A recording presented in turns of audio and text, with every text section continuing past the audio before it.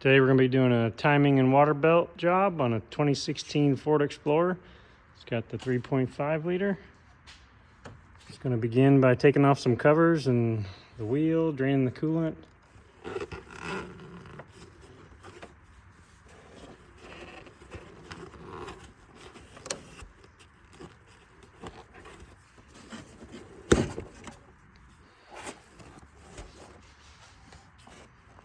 Got a push clip back here.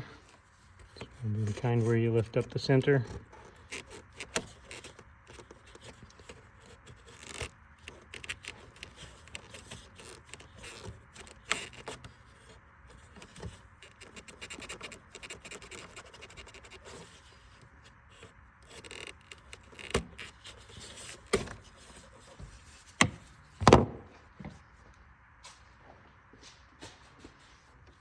Well, it looked like a twist style because it had the place to grab on top, but it's just a Christmas tree clip, so just pull it out of there with the trim tool.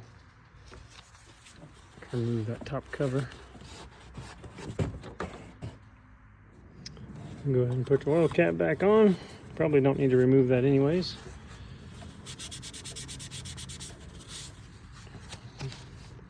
Next up, we'll take the wheel off, 19 millimeter.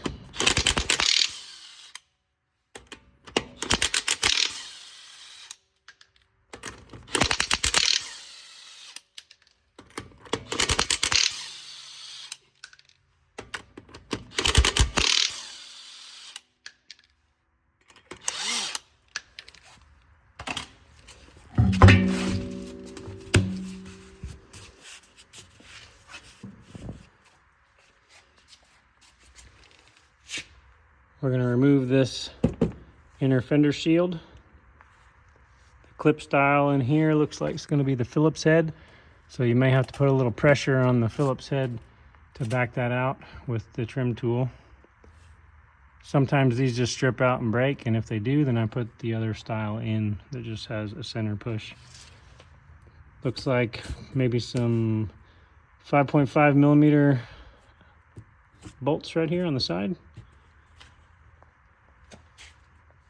Do the bolts first.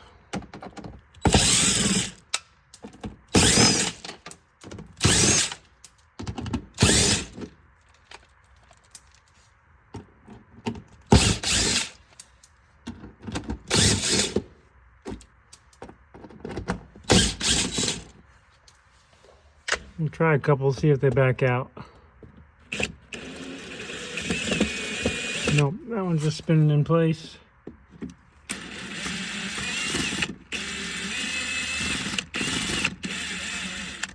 Backed out a little bit. Alright, that one came.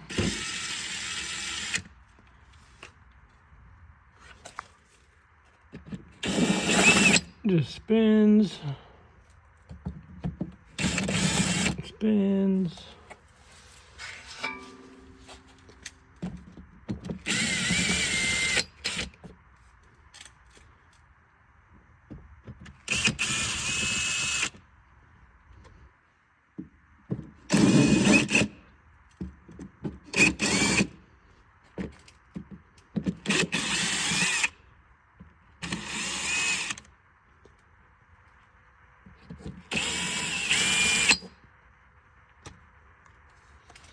Looks like a few of them will have to use the trim tool on.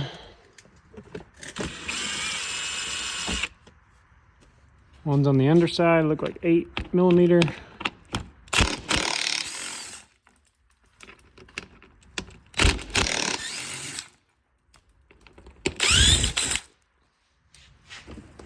We should be able to pull that inner liner out.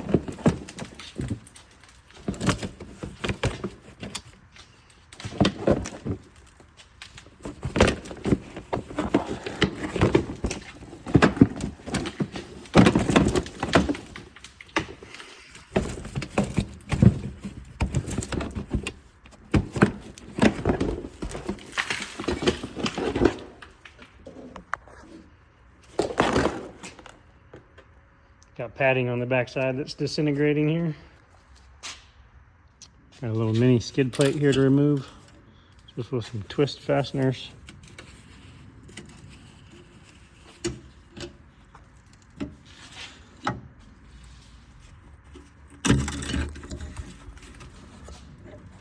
Next we're gonna drain the coolant. The petcock is right here. Just use a pair of pliers to open that up. Start the drain. You want to remember to open up the degas bottle on top so it'll release the vacuum on the system and let that drain a little quicker. Still not fast, so I'm gonna leave this for a while, let it drain all the way out. Next we're gonna remove the belt, put a 3/8 drive breaker bar. I'm doing it from the bottom. You can also do it from the top. You can see there's another square hole up there on that tensioner. You need to rotate it clockwise. And then I'm going to slip the belt off of the crank or the AC, probably the AC.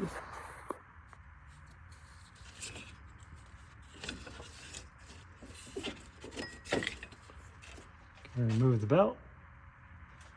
Then we're going to take that tensioner off. You can see 2 bolts here on this side.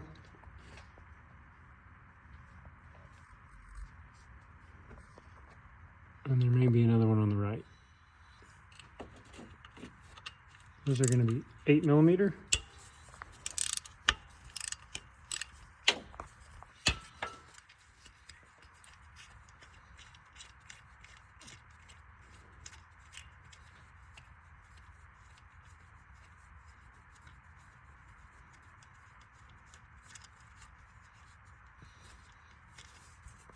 Fairly long.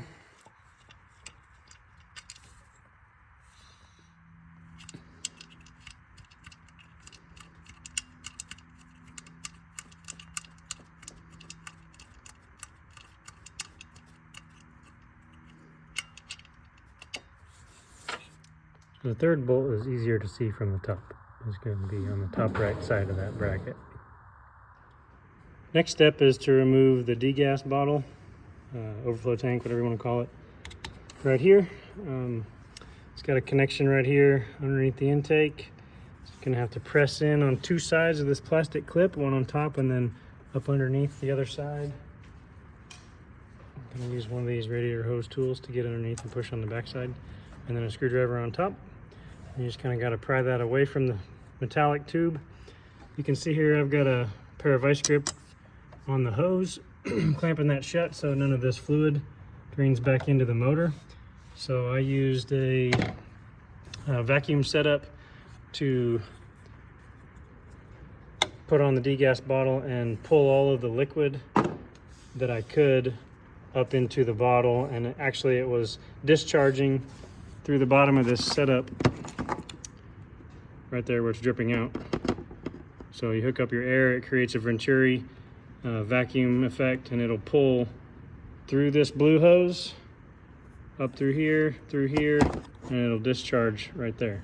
So I drained as much as I could using vacuum, and then the rest I trapped in the degas bottle by clamping that hose off. That should hopefully get most of the antifreeze out of the system. You don't want to have an antifreeze leaking out of the water pump when you go to pull that off, because it will drip down into the oil pan. So that's why I took a little extra effort to try and get as much out as I could. So next up, like I said, I'm gonna not get this on camera probably because I gotta use 2 hands, but depress this plastic clip and pull that fitting off of the metallic hose. Then there are a couple of bolts here, 8mm, one there, one here, and I think that's it. Oh, we have to take this vent off of there. Misspoke, that's not a vent, that's an AC charging port. So, and then you've got this overflow tube that needs to be taken off also. You're gonna have to remove that anyways from these clips above the intake, because that component has to come off. First one, I'm going underneath the AC line.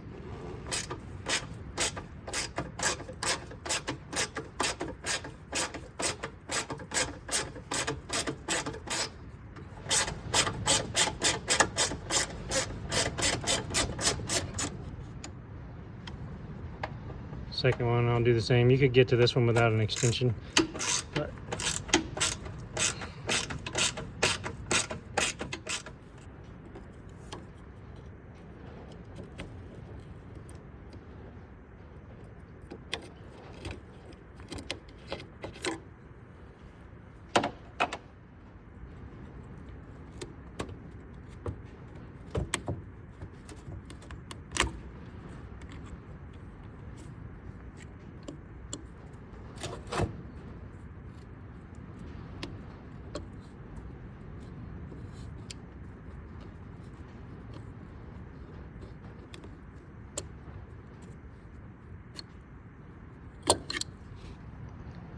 Hose is kind of stuck on there. Might have to use that hose tool to break the seal around it. Get down in there.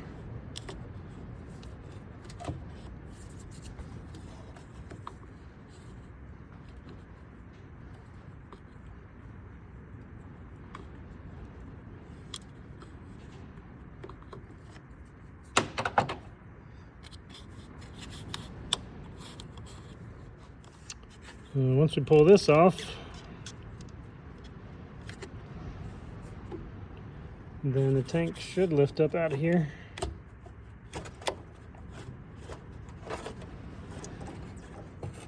I'm gonna grab the hose there with my other hand and try and fish that up through here because those pliers are weighting it down. And with that out, I'm gonna go ahead and open this up and pour it into my container here so I can take the hose clamp off of there. Don't want to keep it depressed for too long. Don't want to damage it. Next, we're going to drain the oil. This will be a 15 millimeter.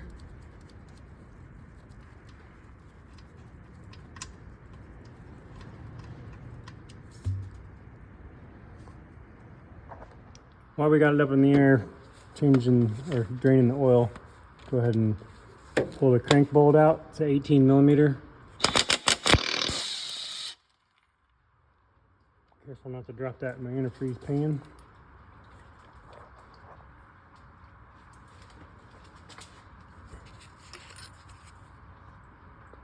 Gonna need a puller to get this crank off, so inspect in there, make sure you got a good place for that puller to rest. That way you don't damage the threads. Well, the 3-jaw puller that I rented to get this off is not fitting, so I'm gonna have to get another one tomorrow, and we'll come back to this step a little later. So we will go back up top and start taking the valve covers and intake and fuel lines and all that stuff off, motor mount. All right, first thing, we can loosen the clamp on the throttle body.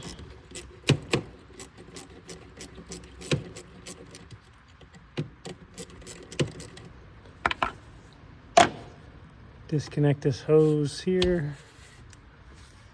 Disconnect the hose here. These have the plastic style where you have to pull up and back.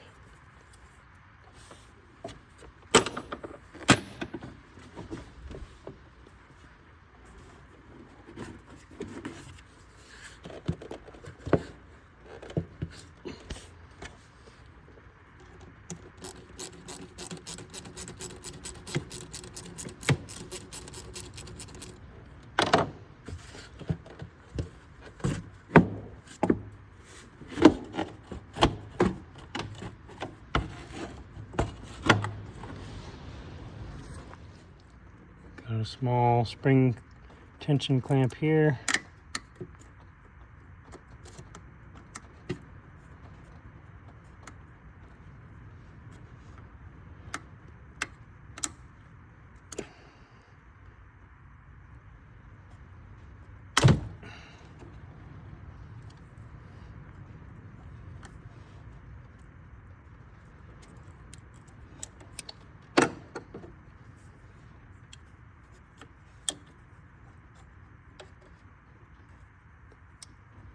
Hose is stuck on that one too, so I'll get a little tool to pry in between the hose and the metal.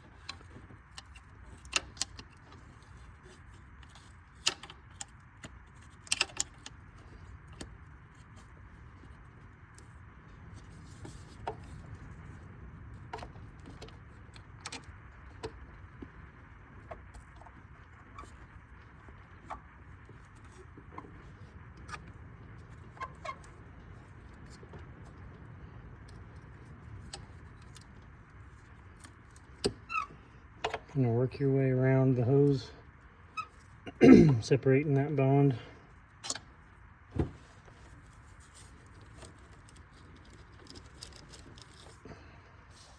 That one was on there pretty tight. I basically had to shove that tool up there and circle around the entire fitting as I was pulling. You can see corrosion on the tip of that tube there. That's what made it so difficult. Pop it out of its plastic retainers here. You can take that whole hose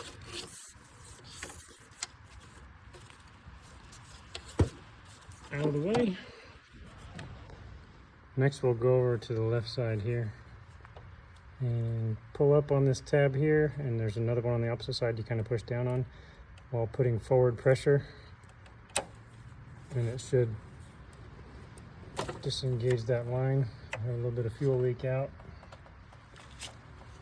On the opposite side, you'll need a fuel line release tool, fits around that, and then we'll be able to pull this one out of the bracket.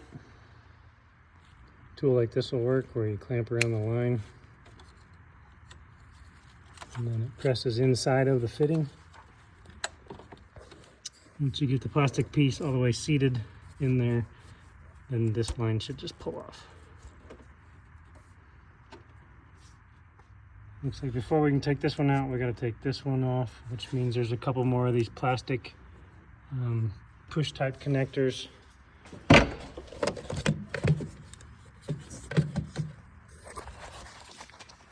There's one on each side.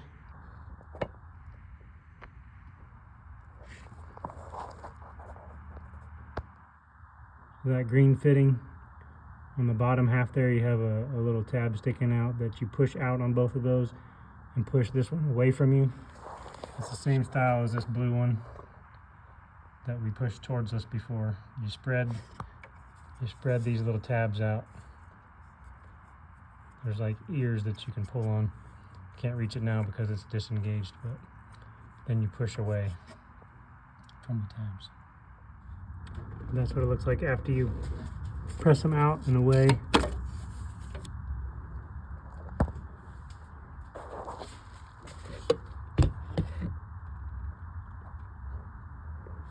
Same style here on this end.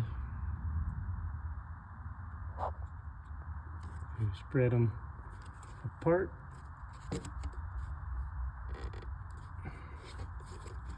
Actually, this one here you push together.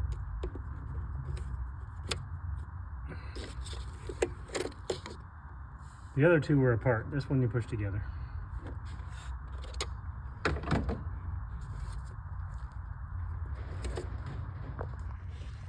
So that line traces up on top of the fuel line.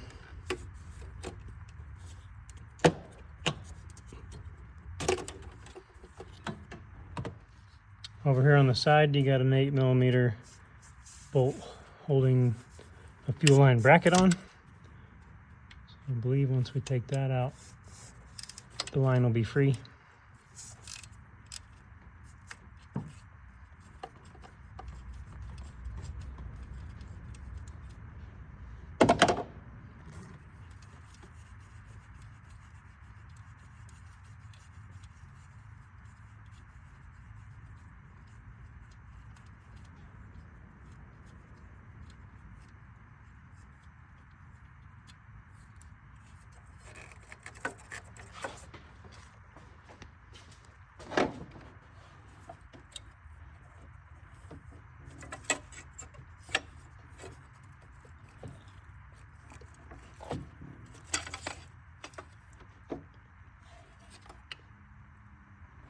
Next, we'll disconnect these electrical connectors.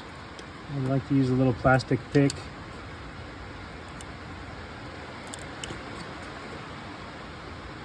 There's two on that side, one over here.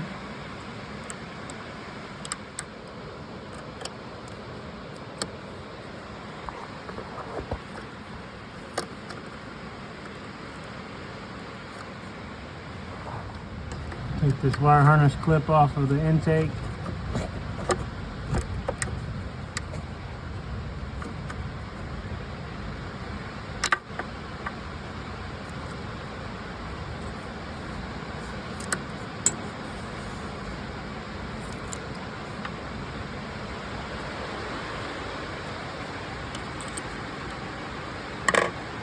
There's a hose clamp back here that you'll need to depress and pull this hose off.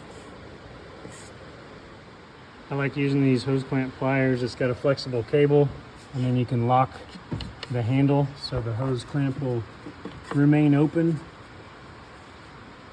So you can slide it back off the hose and then you can release it with just this thumb release.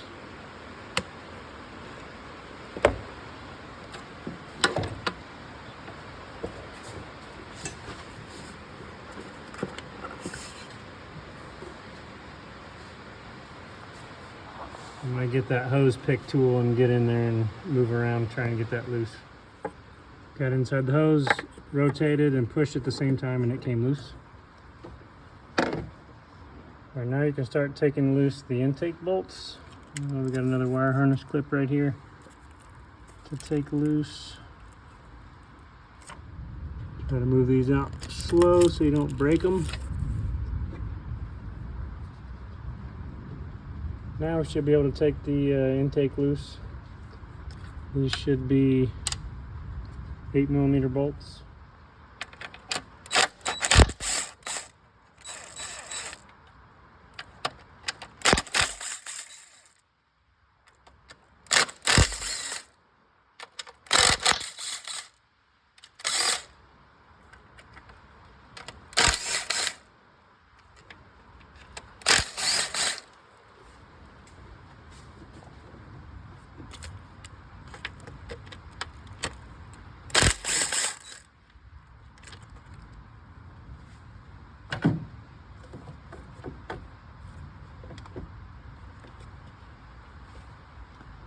There's an additional bolt. Try to get a light on it there. Down here, it's basically holding on to like an ear that is part of the intake. It doesn't go down through the intake, but it's just a piece of the back side of it. So you got to reach in there with a ratchet, 8mm, probably about an 18-inch extension, maybe even use a swivel. Take that last one out. Looks like I can get in there with a 12-inch extension on my 1/4-inch drive ratchet. And I will end up using a magnet for that bolt.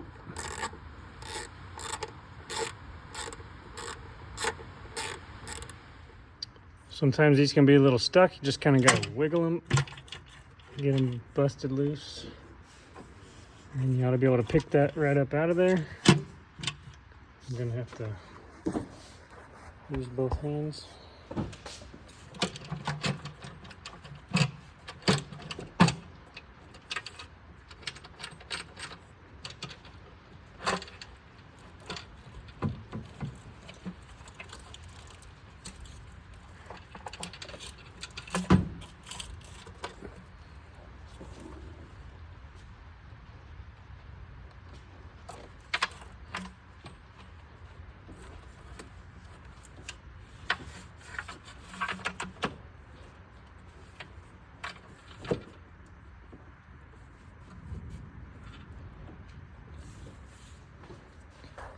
I forgot one hose here. It's hard to see. It's underneath, hooked to this little manifold. So I'm just going to go ahead and take this clamp here off and pull that off the back of the throttle body.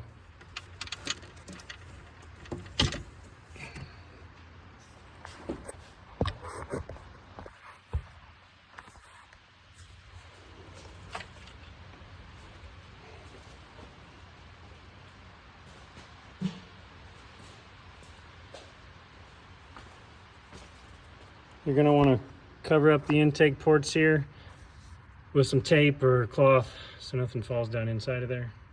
Next up, we're going to work on the harness, electrical harness. So you want to take your little pick and lift up on all of the locking tabs for the coil packs. Try to be gentle. These sometimes break very easily. Same for the fuel injectors.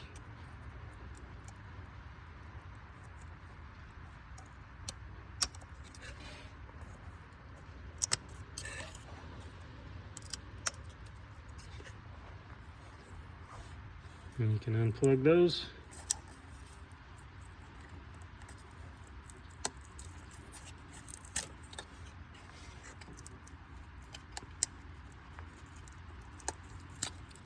Fuel injector clips on these seem to be pretty snug, so I'm probably going to put something underneath here and just apply a little bit of pressure while I'm depressing this tab here underneath that locking tab. Go a little slower on those, don't want to break them. There's also several little wire harness Christmas tree style clips stuck in the valve cover, and also there's some sticking on the studs of the valve cover, the bolts. Just want to take your time, not break any of these little connections, get them loose. There's another one here. You gotta disconnect your VVT solenoids. There's an oxygen sensor down here.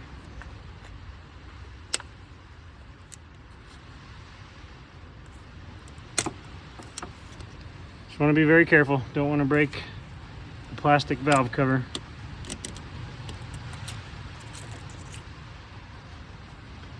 Follow the harness around to the passenger side here. There's a ground strap bolt, 8mm.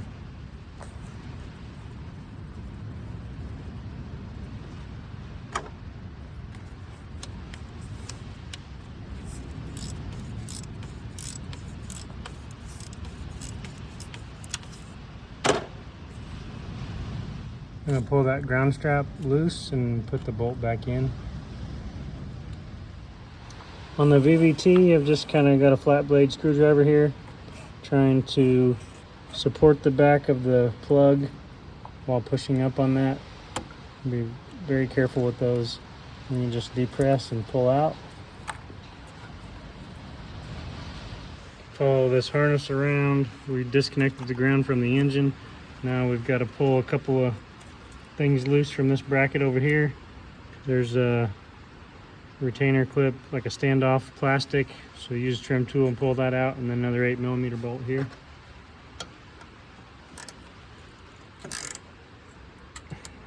Whole back bracket's bending, so I'm gonna have to use both hands.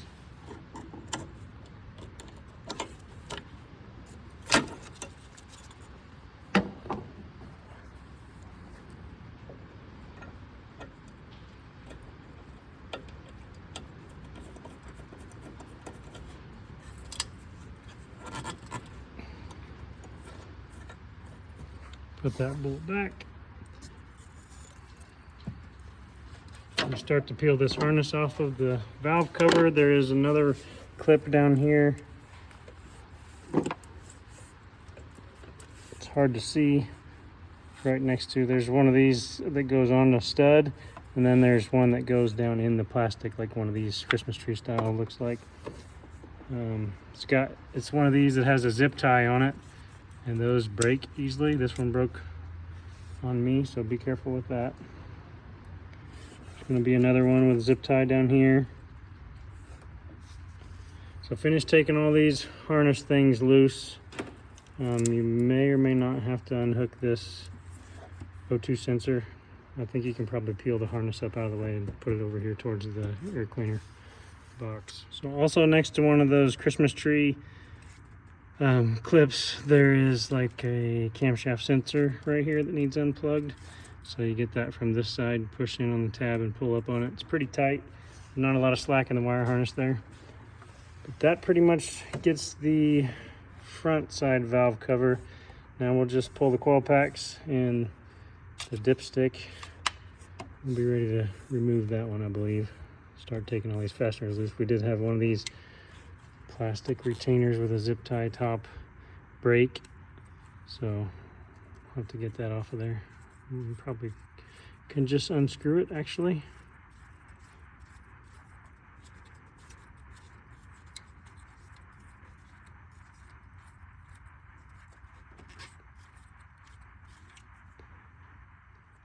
Coil packs are 8s.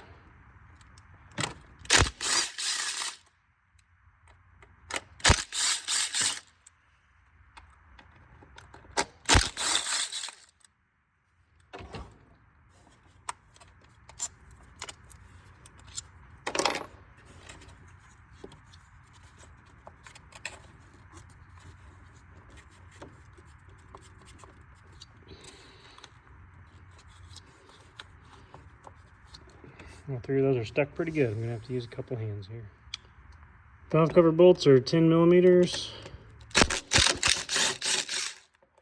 Might have to get a universal joint or something around this air conditioning line there.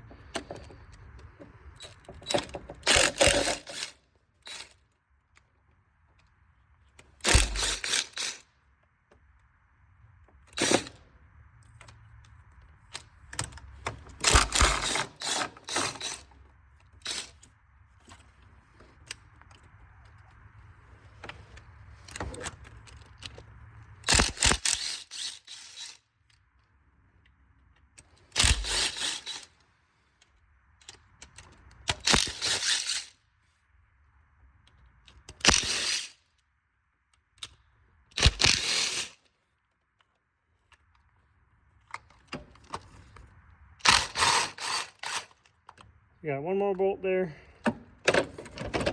And then you may have to find a couple of spots and slowly pry up around the valve cover so you don't crack it.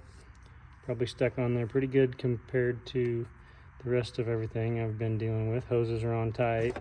The seals on the coil packs are really stuck. So I'm assuming this valve cover is going to be stuck pretty tight. It's a pretty good place to pry right here on the top ear of the timing cover and the corner of the valve cover. See it's starting to move a little bit.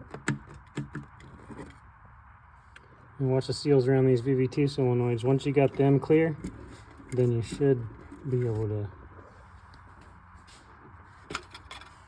keep working your way towards the driver's side and kind of bust it loose.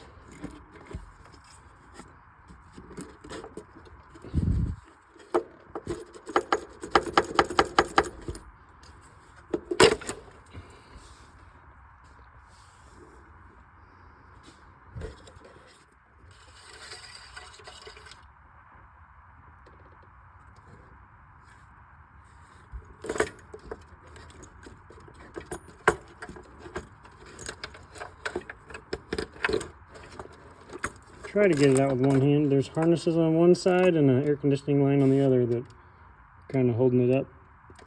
And then you might get the gasket sticking like that. All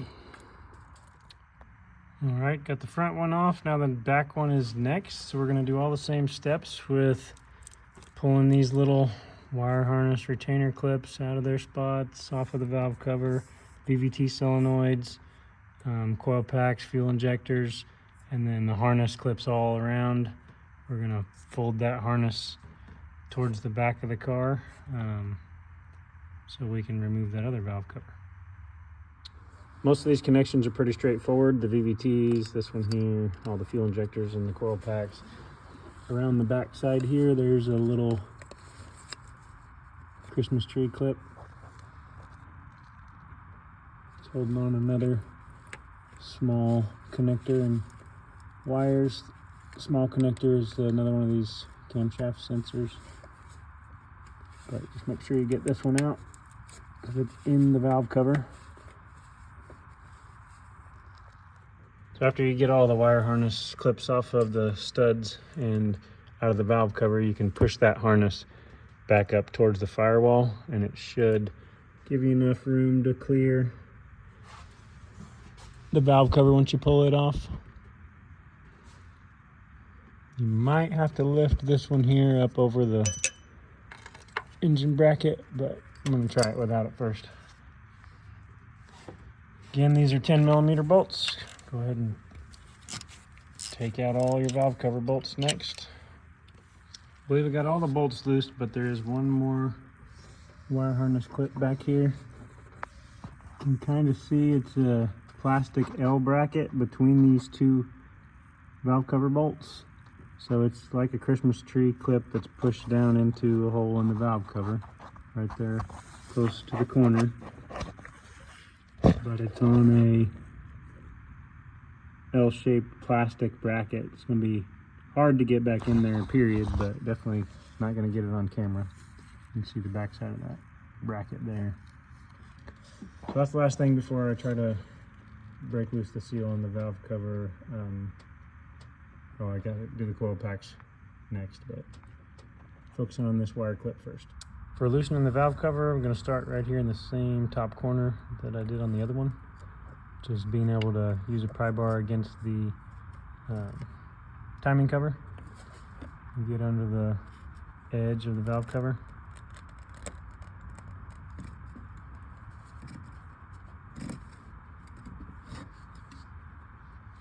A second place for this back one I was able to pry on, so you get underneath fuel rail here, and there's a heavy spot where there's a intake pre-recessed nut there, and you can get underneath this corner and pry it up.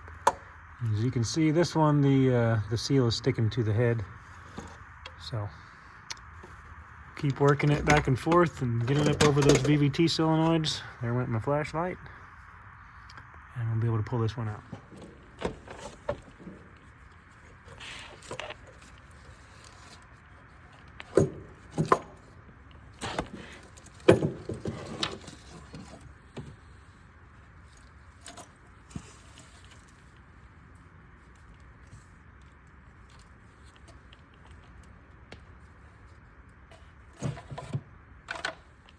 So we'll clean up the valve cover surfaces whenever we are going back together with the engine, because you never know what other dirt I might knock around in there right now. So a couple things I wanted to point out.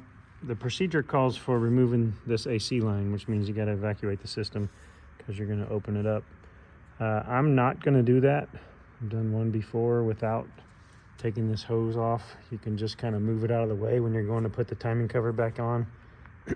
They also call for moving the alternator out of the way.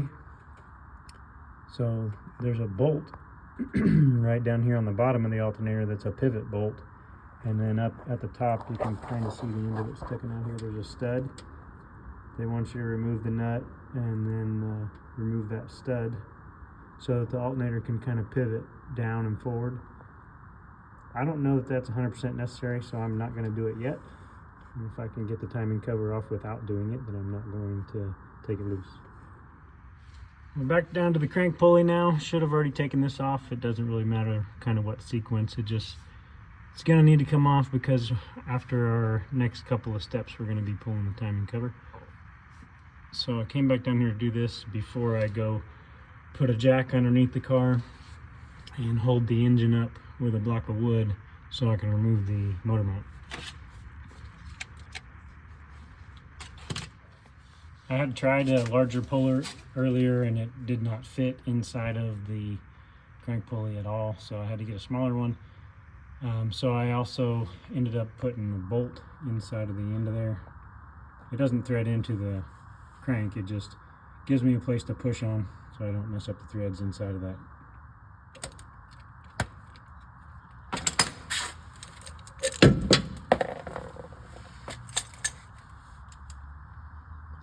Crank pulley's off.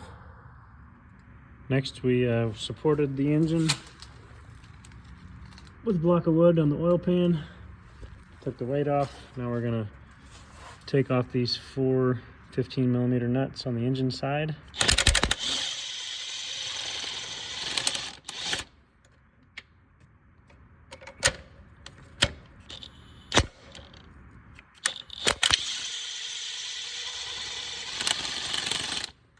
Every once in a while you'll get a stud that'll come out, and that's okay.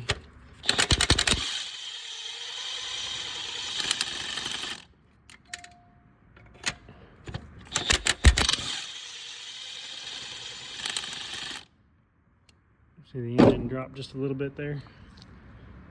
We can easily get the mount out now. The next 3 are the mount to the frame here, and they are 18mm. May or may not be different lengths, so pay attention to where they came from just in case. The battery's dead.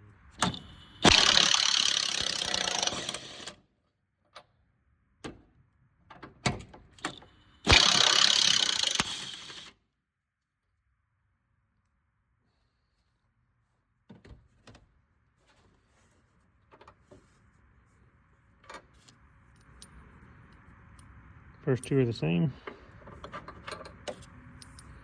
and they're all 3 the same. They do have some blue Loctite on them.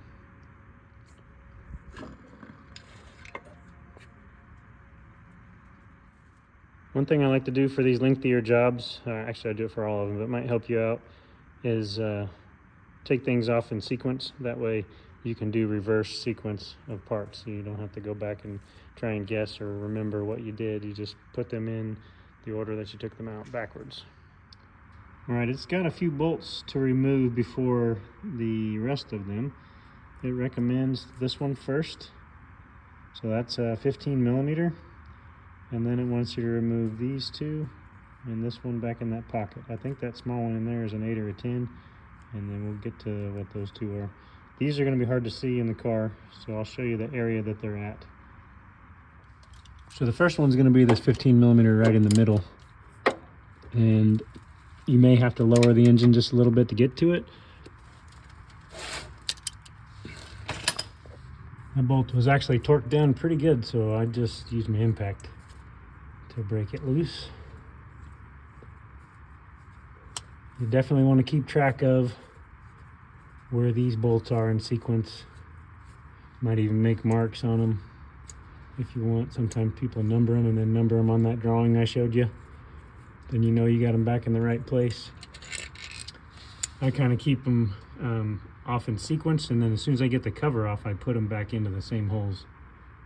Just want to point out where these next 3 bolts are. One of them is going to be to the right of the engine mount, up underneath here. The other one's going to be to the left of the engine mount, up underneath here. And then the other one, the third one, the small one, is going to be right inside of there. You can just see it. That's an 8mm. And the other 2 are probably 15s. I think we can see one of them right there. And the other one is just tucked up underneath here, so we're not going to be able to see it.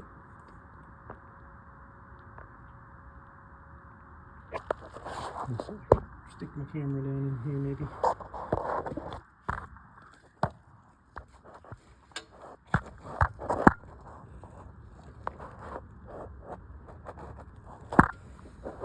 So you can see underneath that right side of the engine mount. Not a lot of room for the tool I'm using.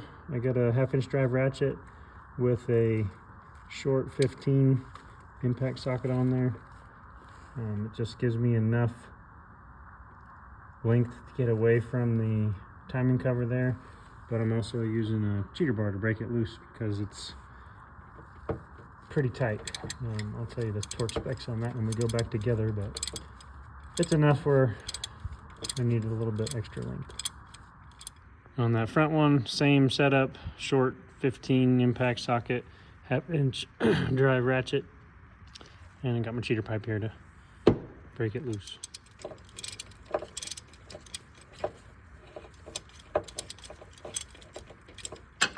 Tried to get in there with my fingers, but I can't quite reach it, so went ahead and just put the socket back on there to back that bolt out the rest of the way.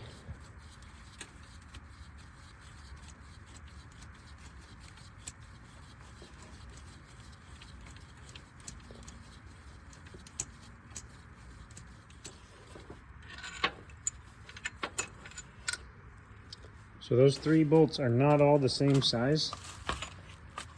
The first one in the center bottom and the last one I just took out are the same size, but the one on the top left is shorter. So make sure we keep those straight. The small 8mm I can reach with just a deep well socket on my 1/4-inch drive ratchet.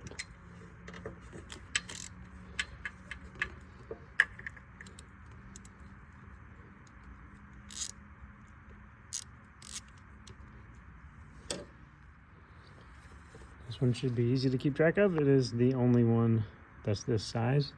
You can see there's some silicone on that. So we will probably remove the silicone as we go back in, but when you put silicone on the back side of this timing cover, you'll be circling the holes for some of these bolts as well. So all the rest of these timing cover bolts are 13mm, I believe, and you may have to raise or lower the engine for reaching some of them, depending on what kind of hand tools you got. But one thing to caution is just the AC compressor is still attached down there. You can see kind of how close it is to the frame. And they don't want you to hit the frame with the AC pulley. It would probably impact right here on the front side.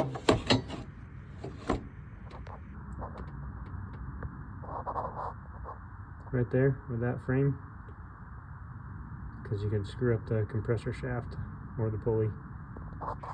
So just be careful and go slow when you're raising and lowering. So I started with the 6 bolts up top here. One of them seems to be blocked by this stud. Maybe I can get it out. Don't want to mess it up.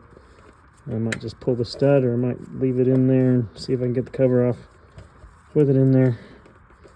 But then the next 6 that I did, oh, by the way, those 6 at the top are all the same length. But the lower ones, I started on the front right. There's 3 bolts over here, behind my flashlight. There's 3 bolts over here on the right, and there's 3 bolts over here on the left up top. I'll show you on the drawing. But those are shorter. and I'm assuming that the bottom halves are going to also be this short length, so keep those separate.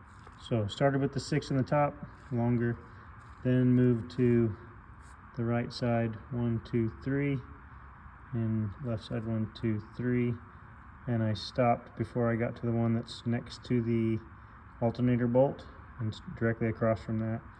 So these bottom 1, 2, 3, 4, 5, 6, 10 bolts will be getting to from the bottom of the vehicle. So if you do need to remove that, it's going to be an E8. That's a reverse Torx socket. You can just back that stud out.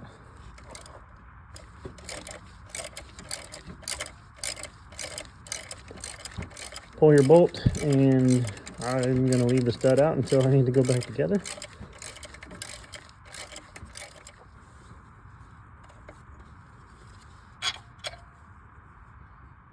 Once you get all 22 bolts removed, then you can locate the tabs for prying, which are all these black arrows. Give you a second to look at that. I'm going to start at the top. So there's not much to pry up top here as far as structure that I can see, so I'm just going to take a block of wood and tap.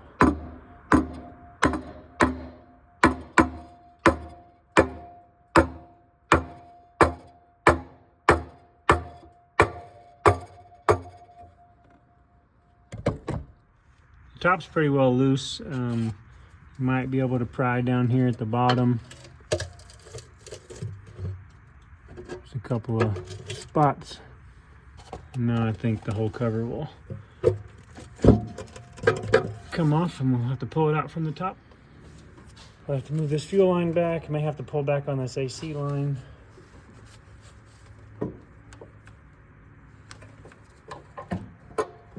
A little bit of silicone hanging on somewhere. I can feel it. And I think I'm going to have to lift the engine just a little bit to clear the back cam phaser here, because we kind of got to come this way towards the passenger side. So we'll use our jack and try and lift the engine up a little bit.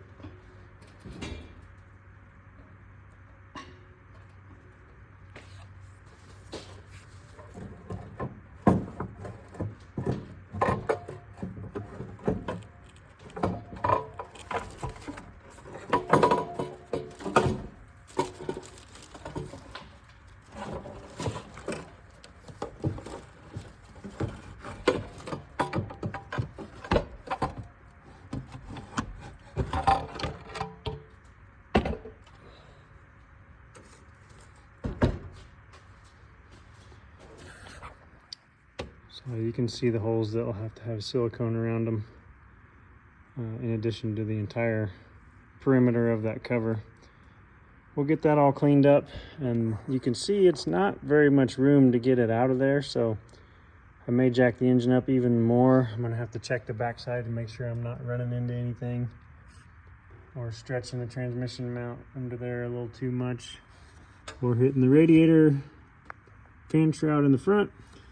But anyways, make sure you got clearance everywhere. Lift it up as much as possible to help you with space to put that back in, because you're going to be putting it back in wet with silicone. You need to put your crank bolt back in so you can turn the timing gears while the chain is still attached. You want to get everything in time. You've got marks on the cam phasers. See that dot right there?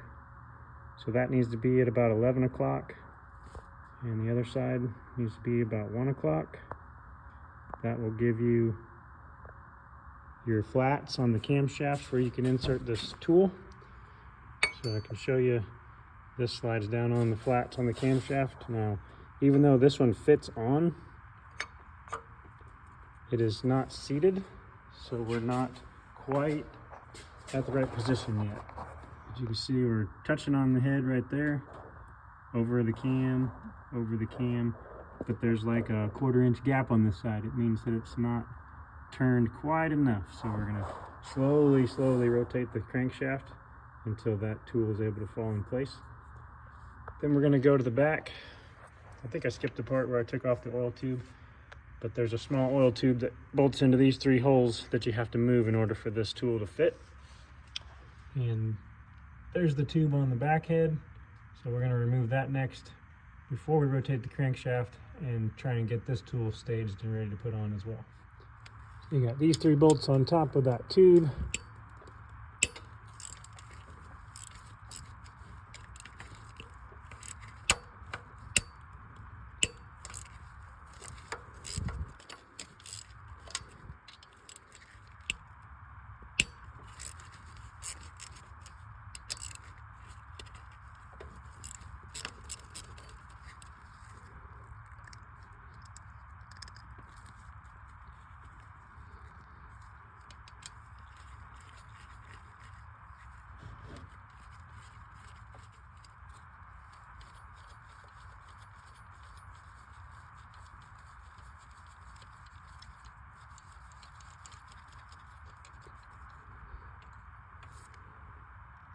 Lift that up out of there. All right, you can see the tool now is seated on both sides. And we've got the one in the back. It's also resting on both head surfaces. So got our engine in the correct timing position now. We can begin disassembling components. All right, we're ready to take some timing components loose. First up, we're going to remove the tensioner. I'm going to use an 8mm or a 5/16. One bolt on top and one on the bottom.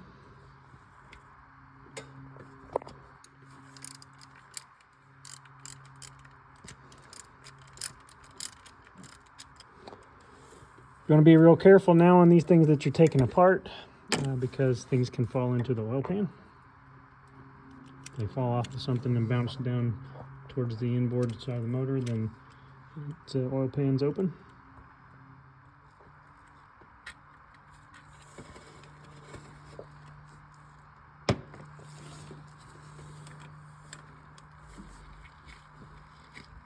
There is going to be pressure on that tensioner, so when you pull that last bolt out, it's going to pop backwards. Make sure you're holding on to it so it doesn't fall.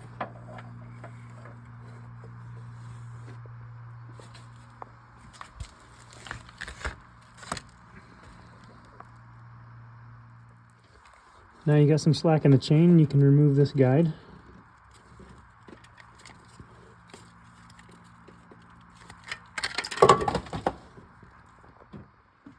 Next we have 2 bolts on the right side guide.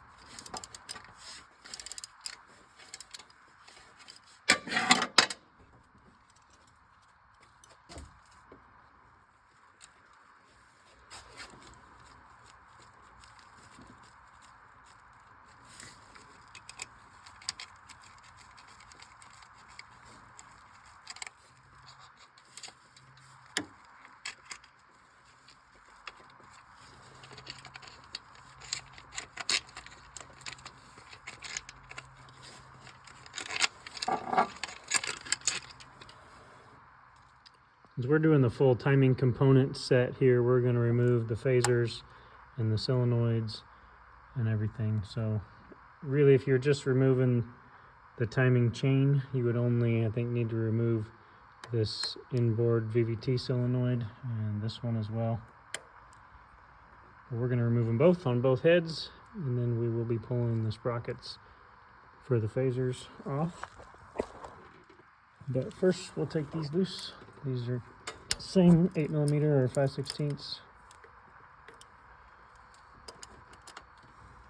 And take note of the colors. You want to make sure you get those correct when you put the new ones back on, or make sure you don't switch them out if you are putting the old ones back on.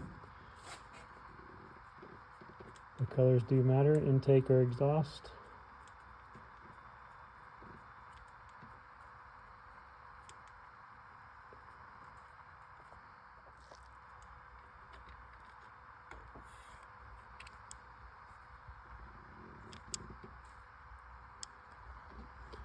The screens on these look really clean. Probably wouldn't have to replace them, but I am anyway.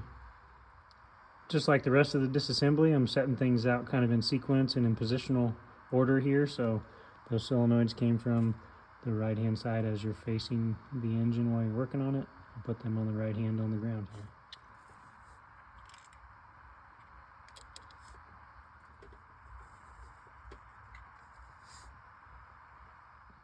Okay, now you should be able to use the slack in the chain and remove the primary.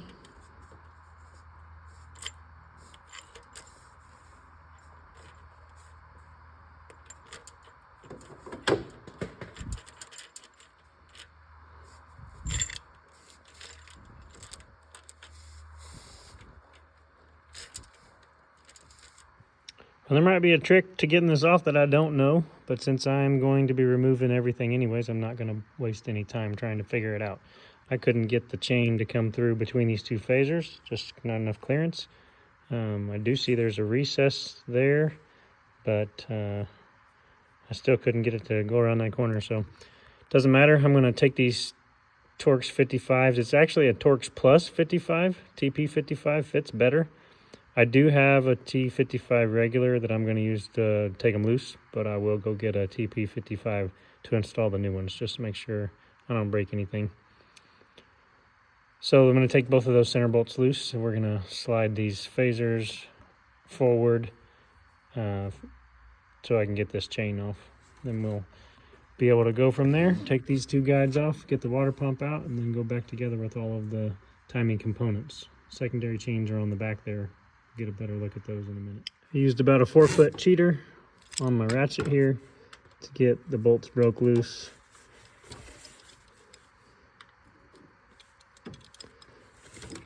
Now they should be both loose enough to finish unscrewing with just the socket.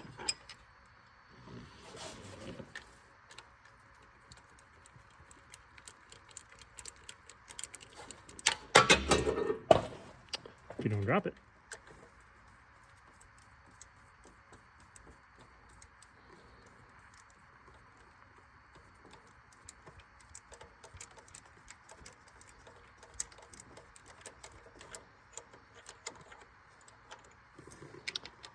These bolts can be discarded. The new phaser gears come with their own bolts, and I believe they're torque to yield, so should replace them even if you didn't get new phasers. And pull those bolts, 2 different sizes there.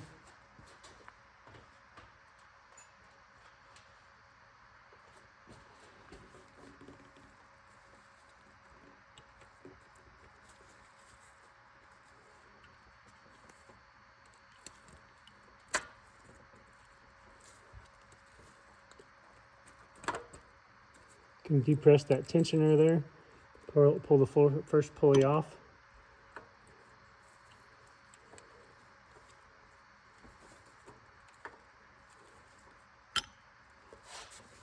Then you can pull the second one off.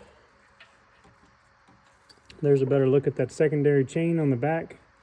It's going to have timing marks on the back of those pulleys as well for you to start that chain when you go to put this back on.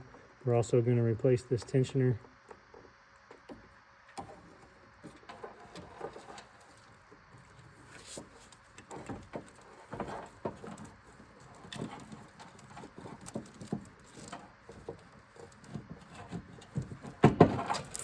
Yeah, there's enough room to get that out of there. So, there's those two. Here's a look of loosening the back one. So I've got my big cheater pipe.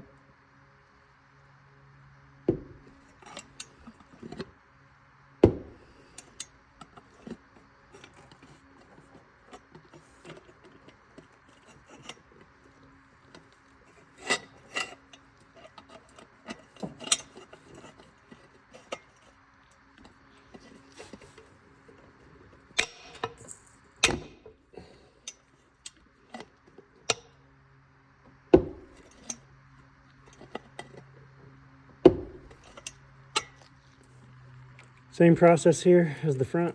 You just take these bolts out,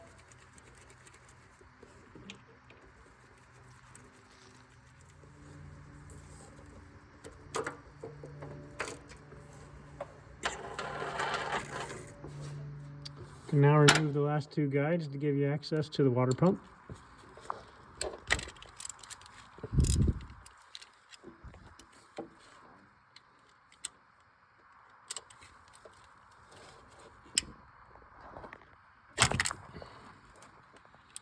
Sorry for the shaky camera.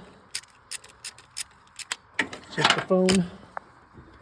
So those each have a swivel dowel basically and one bolt in them. So take those bolts out and should be able to slide them right off. Make sure you keep hold of the bolts. You don't want those to fall down the oil pan.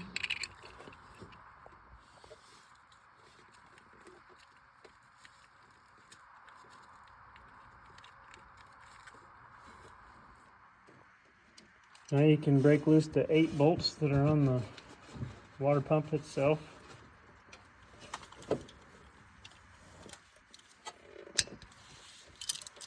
One,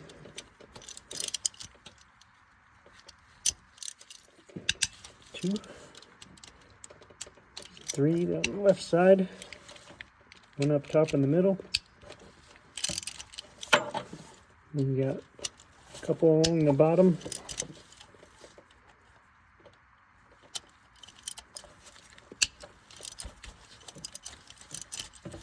And 2 on the right.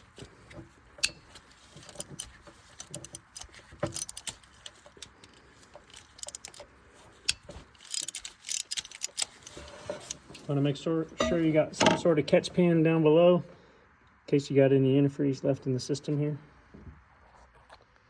One tip here on the parts I'll give you. Sorry it's most of the way through the video, so you already have the parts, but if you happen to watch this ahead of time, the Cloys kit that I bought online is about $1,200, I think, if you get it with the water pump. But if you buy the timing kit with all the components, so you've got all these tensioners, secondary change, everything that you've seen me replace for timing, all the cam phasers, gear on the crank, everything is like $700. And then you can buy a factory Ford water pump online for, I don't know, $70, $80. So you literally save $400 or more just by buying the kit separate than the water pump. It's kind of crazy. Since I'm not sure if all the water pump bolts are the same size, the way I like to do this is I will pull 1 bolt out at a time.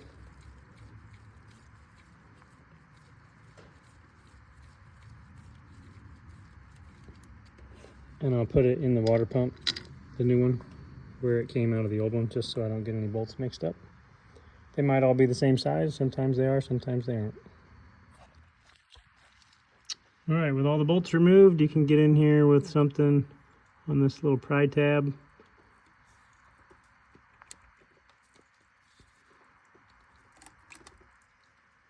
Start to pop that loose. You can see there's antifreeze coming out, and it's going right in the oil pan. So you want to have your drain pan underneath with the drain plug of the oil pan still open.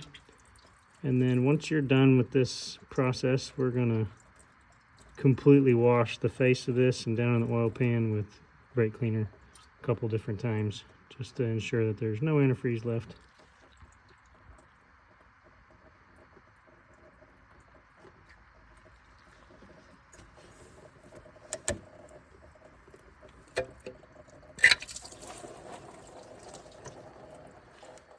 Now comes the lengthy task of scraping all this silicone and gasket material off of everywhere on the face here.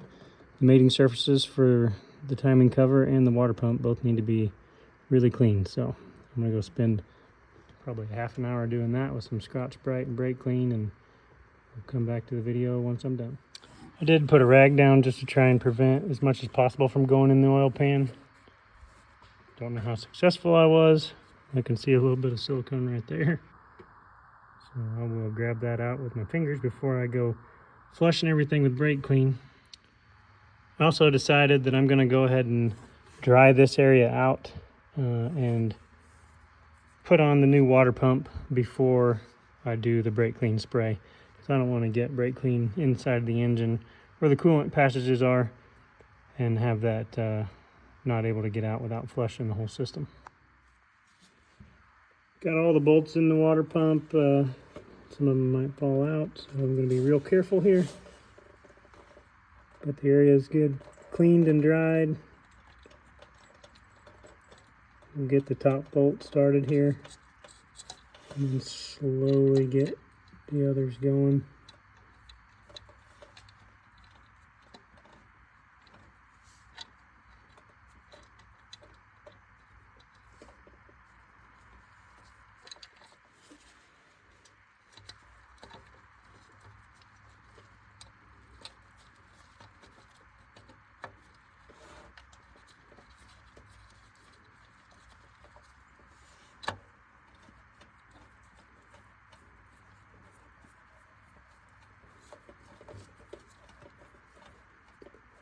Once you got each of the bolts started just a little bit, you go ahead and get one kind of finger tight to hold it in the right position.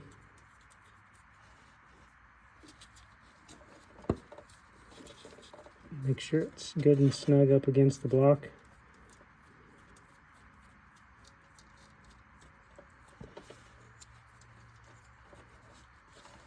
Get a couple of them on opposite ends, just finger tight,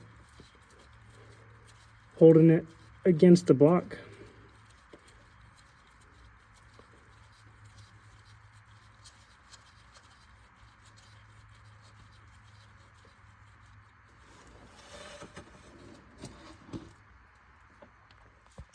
The procedure calls for torquing these in a two-step process. First one's 89 inch-pounds and the second one is 45 degrees.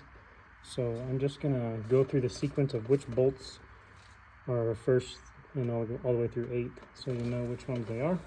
So number 1 is right here on top. I'm just going to start with hand tightening a little bit, not down to the 89 inch-pounds yet. Number 2 is directly down at the bottom,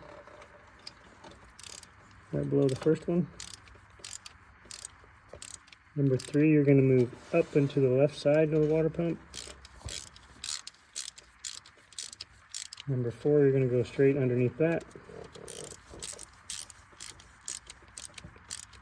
5, up and across. 6, below that. 7 is the far right bolt, and 8 is the far left bolt. So we've kind of got them snug. Now we'll go to the 89 inch-pounds.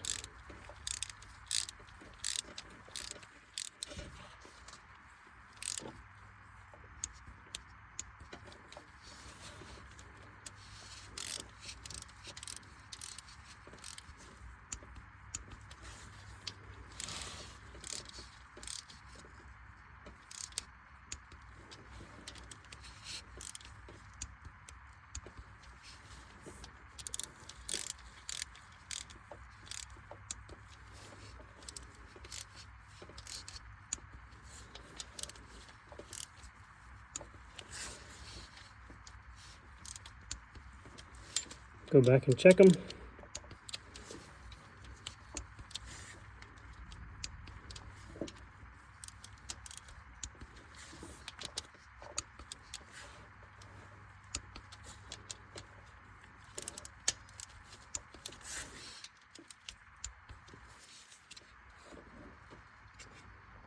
Now for this small a measurement, I don't have a digital torque tool that will tell me 45 degrees, because the one I have, you have to set the inch-pounds or the foot-pounds torque setting that you want, and then it will automatically go to the angle of 45 degrees if that's what you set after you've got the torque met. So, but it's got to be at least 350 inch-pounds or something before mine will register. So what you can do is, with your torque wrench or with a just regular ratchet, you line up, you know, like in a straight 90 degree or as close to it as possible, and then you torque to 45 degrees past the position you were at. So you can do that pretty easily in any perpendicular location.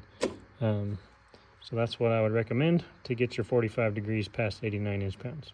All right, now that the water pump's installed, we're gonna thoroughly wash out the area with brake clean. Next we'll begin replacing the timing chain components. So first one here is the upper right hand guide.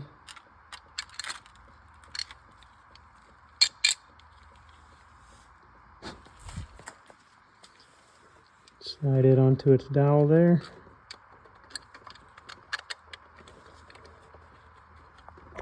Sorry.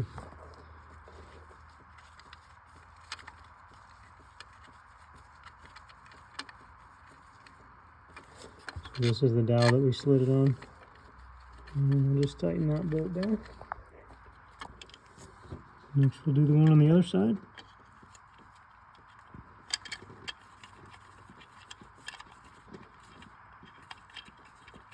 These bolts are 89 inch-pounds.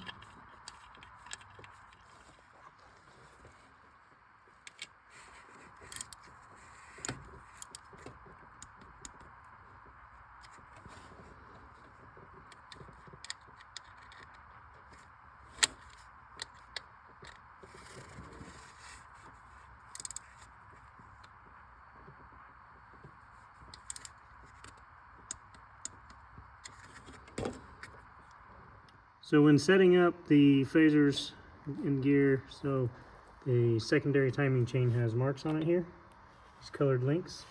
This one you want to line up with this circle on the gear, and this one looks like will line up with a letter, either R or L, corresponding to which side you're putting it on.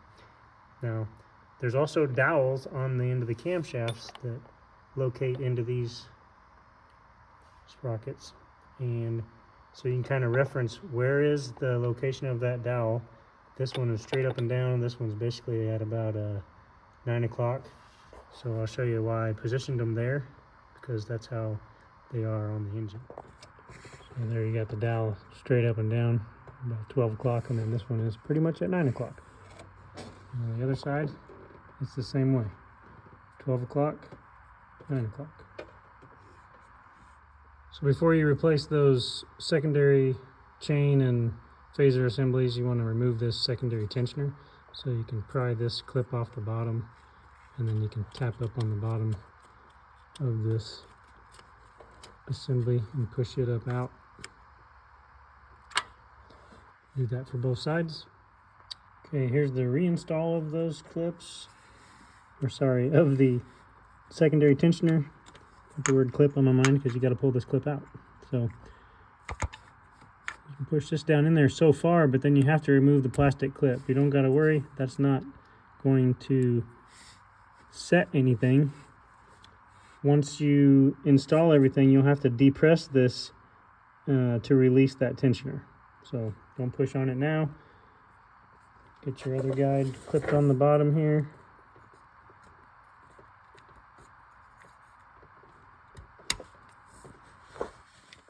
And then go ahead and put your phaser assembly and chain on. You'll know if they go on, if the dowels are lined up. And do this for both sides. I'm going to go ahead and thread the primary chain through the large phaser here, just because of how much trouble it was giving me getting it out. So I don't want to have to remove these again. I'm just going to have the primary chain started.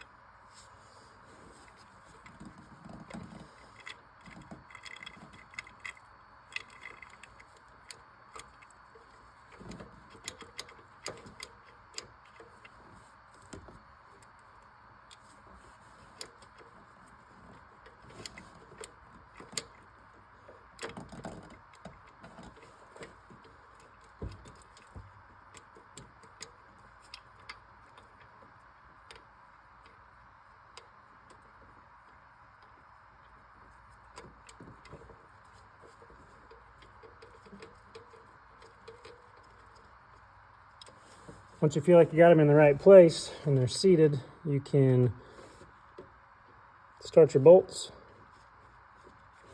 and then you can pull them off and rotate them, reseat, make sure that they are fitting on those dowels, just so you know you got them in the right position. For the second set, which is the front of the car, it's considered the left-hand side, I believe, so that's why the timing mark for this setup this time will be on the L instead of the right. And line up that color link with that dot. And I'm going to do a little bit of finagling to feed the primary chain around this phaser here as I put it on. So this piece may be a little slow.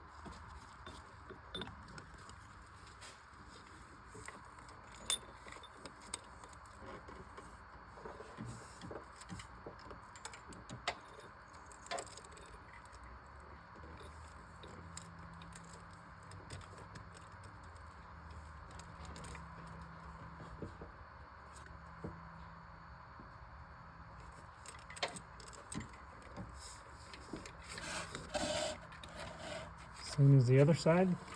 I'm going to index these phasers to where they find the dowel pins and slip on. Once you get the phasers back on, you can line up the primary chain on the timing marks. So you've got colored link there on that mark, and you got to stretch it down around the water pump and stick it on the colored link on that mark. And then you want to go down to the crank, and you got a couple of guides to put in here also. Got these two larger guides and the tensioner left to put on, and also the crank sprocket. So this guide's on the right, this guide's on the left. We'll get to the tensioner in a minute. We're going to reuse the bolts out of this one, and this one is just a pivot. We'll go ahead and do the crank first, the sprocket, just so we can kind of get an idea where we need to be.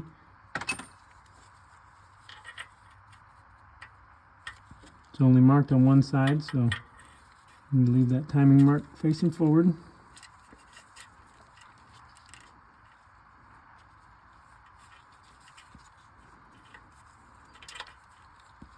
And then you want the timing mark to be right in between those two colored links. So that's where we need to be, right there. Do the one on the left first. Slide the guide in behind the chain here. Slip it over the dowel.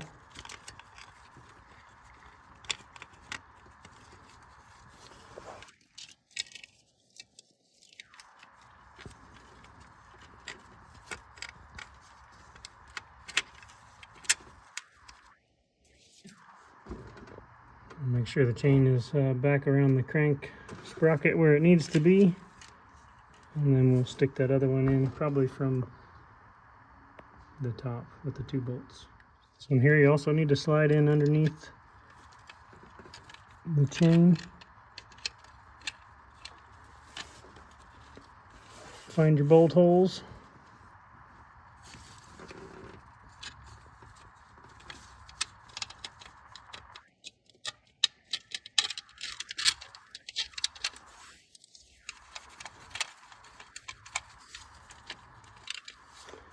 And go check your sprocket and make sure the timing double colored links are still lined up. So you want the right hand side to be tight and make sure that timing mark's lined up, and then the slack should all be on the left hand side because that's where the tensioner is going to go to take the slack out. Transfer the bolts from the old tensioner to the new one. Let's get that installed. And again, make sure your timing marks are lined up. Put that tensioner in. Double check everything and get ready to pull the pin out. Before we pull the pin on the tensioner, I'm going to go ahead and torque down the phaser gears here. It's a several step process. It says 30 foot-pounds first, then loosen the bolt. It says one turn, but as long as it's loose, it's loose. Go back to 18 foot-pounds and then 180 degrees. So I also don't have anything that's going to go from 18 foot-pounds to 180 degrees. So that is just a straight half of a circle. So if you start at, let's say 12 o'clock, you're going to want to rotate half of a circle down to 6 o'clock. So You may have to do that in a couple of 90-degree phases, depending on how big of a cheater bar you're using and whatnot. But so first, we're just going to go to 30.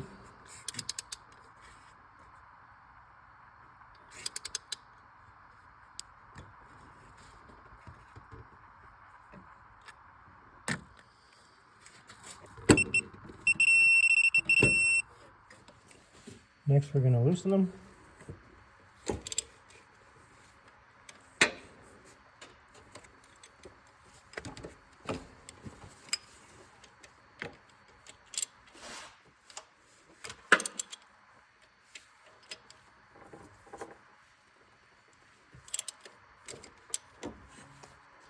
And we're going to go to 18 foot-pounds and 180 degrees past that.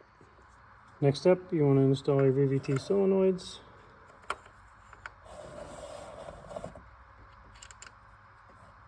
Make sure you get your positioning right, the blacks versus the grays.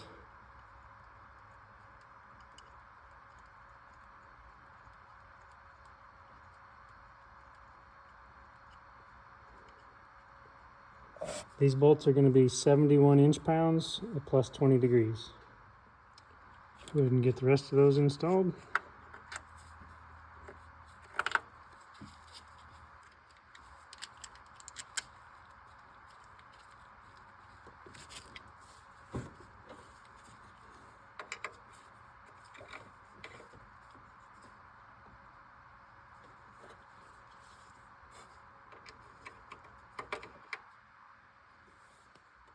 Almost forgot, we need to reach through here, press down on the tensioner.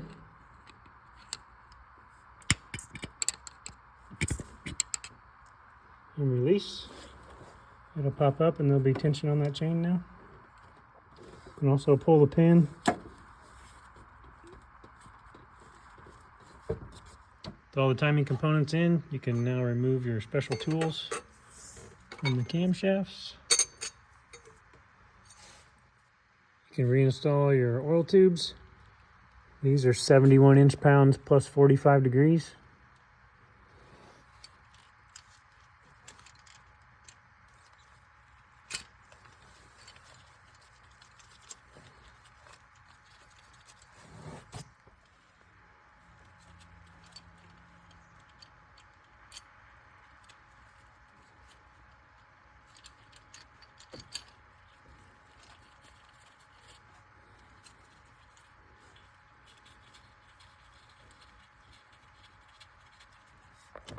Next, I'm going to very carefully clean off the valve cover surface. Everywhere that's got any of that dirt and stuff, I'm going to push it to the outside. Make sure our mating surface is clean. Going to use one of the ball joint removal tools to press out the crankshaft seal. And we'll use the same tool to press in the new one. Just want the front side of this to be flush with the surface of the timing cover. So I'm going to set the phone down so I can make nice level hits here. So you want that surface right there to be flush with the aluminum of the timing cover.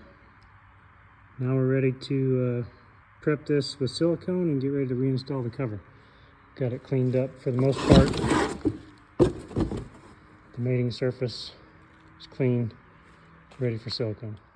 Unfortunately, there is a time-lapse component to this job with the silicone and how quick you have to tighten down the bolts and all this stuff. So I was not able to take a video of all of the bolt installation and torquing for the timing cover itself. But I'll show you what has to be done here, and then you can stop and replay the video as many times as you want. So after you clean and prep, here's where you're going to put your silicone all the way down the sides, all the way up. You got to surround every bolt hole, and then you got to surround these 4 that are in the middle section there. So that's where the silicone needs to be placed, and there are a few locations on the block itself where there needs to be some silicone. I'll point those out for you here. So it's where the heads meet the block. There's 2 spots right here in the middle, one for this cylinder head, one for this cylinder head. right here on the side, right here on the side, and then where the block meets the oil pan, down here on the bottom and down here on the bottom. Those two places you want to go ahead and put some silicone on the joint before you go to putting the cover on. And what I found helped me a lot was to take this AC hose and strap it back to the vehicle here around this bracing and just pull it back as far as you can, because you need all the room you can get to slide that cover down in here.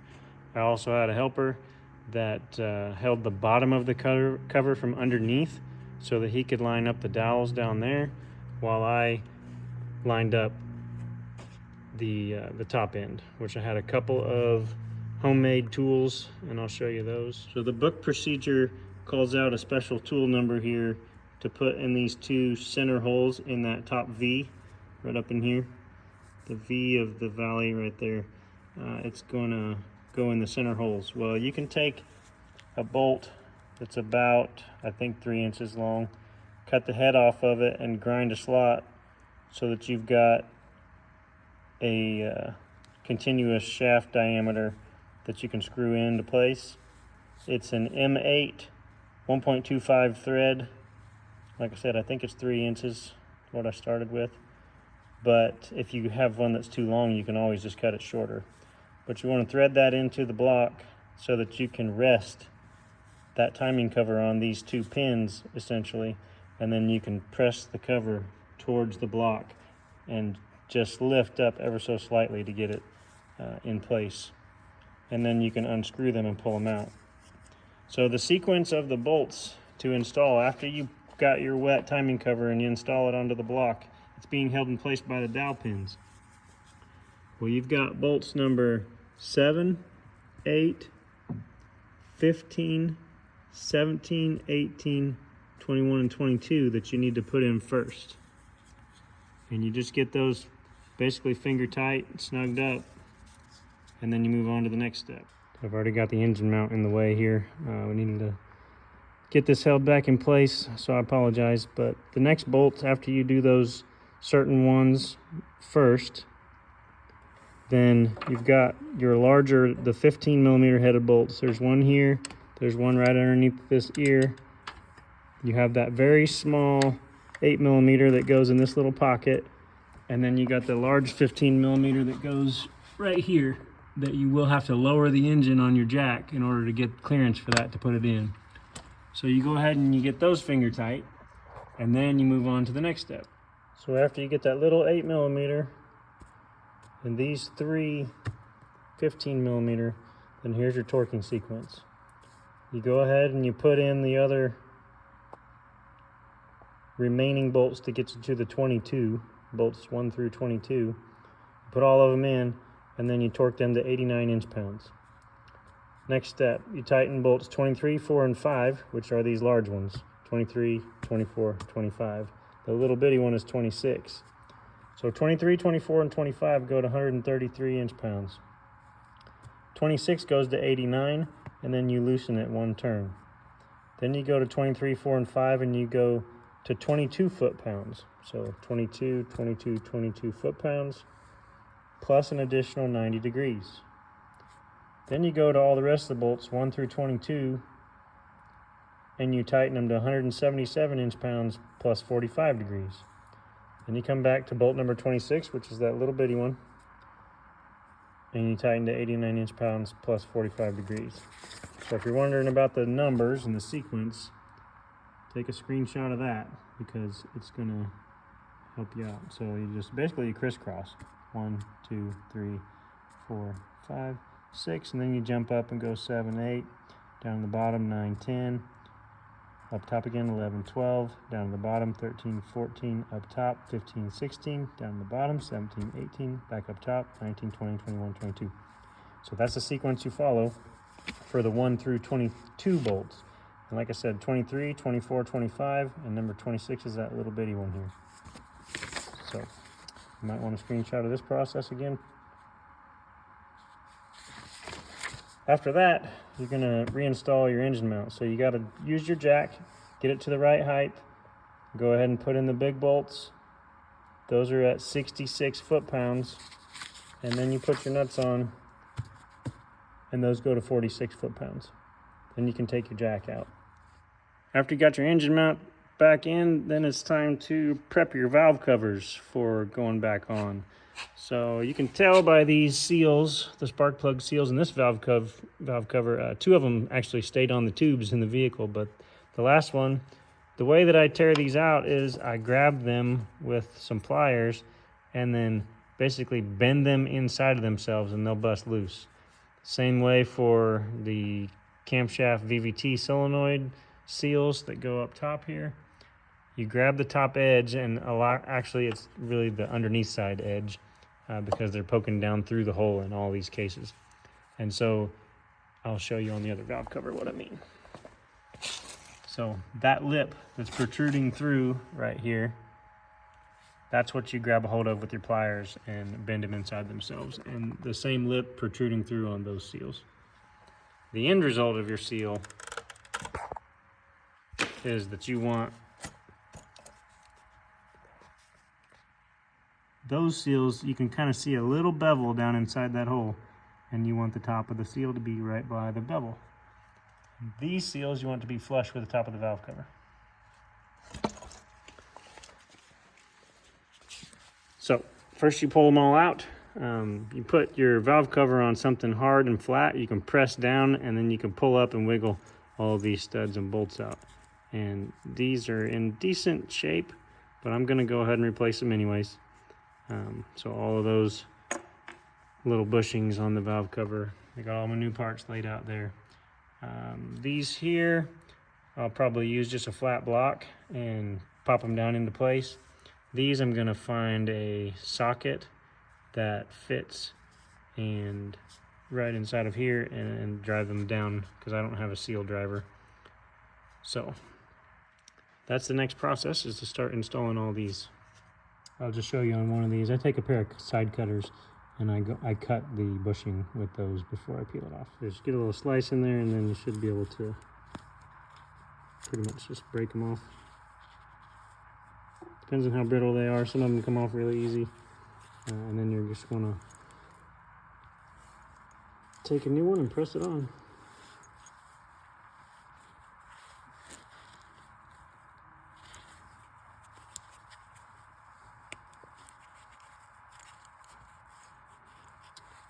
So you do that with all 11 of them, I believe there's 11.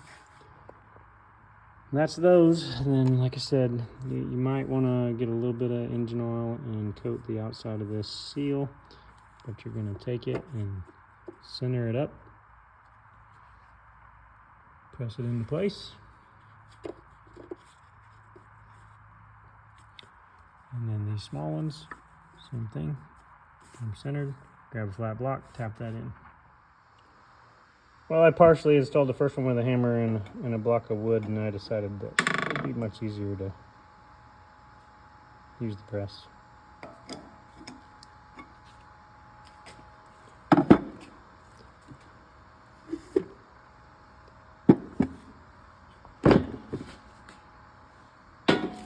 So that's what you're looking for.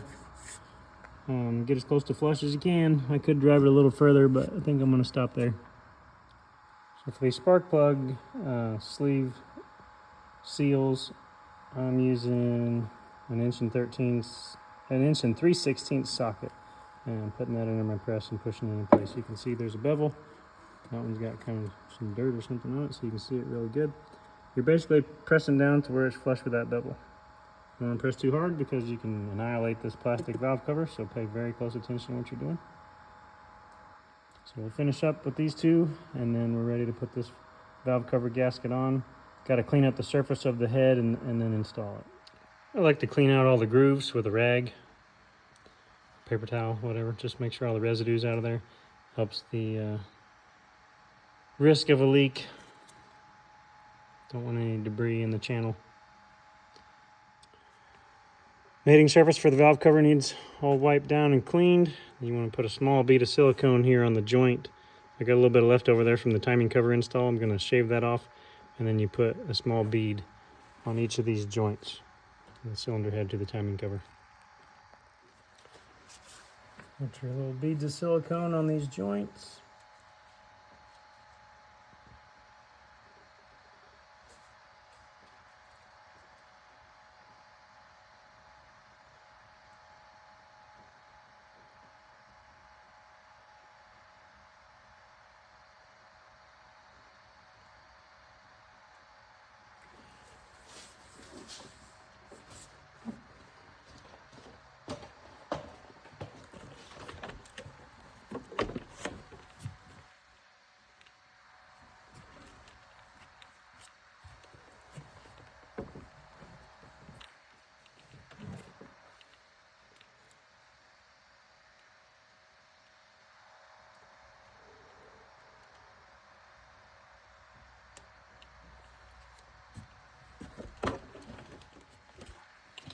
And make sure all your harnesses are out of the way so you can get this valve cover set down on there.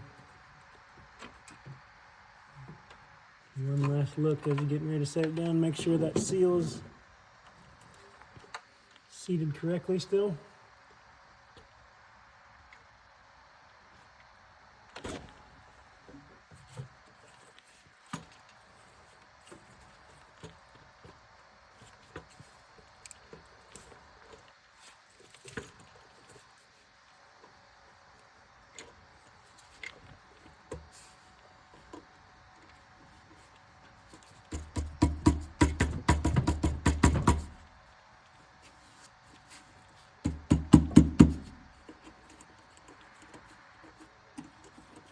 Start a few of the bolts.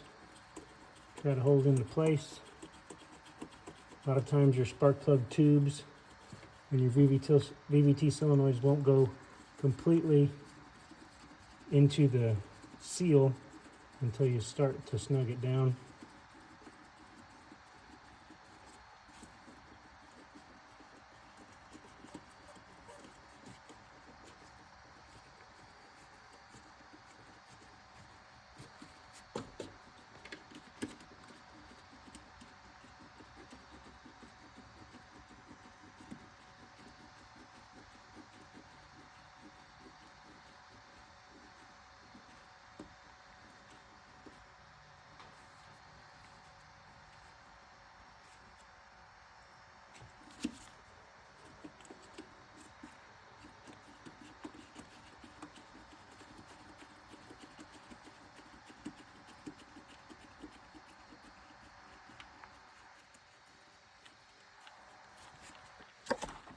Valve cover bolts are going to be 89 inch-pounds, and here's the sequence. So you got 1, opposite corners 2, 3, 4, 5, 6, 7, 8, 9, 10, 11.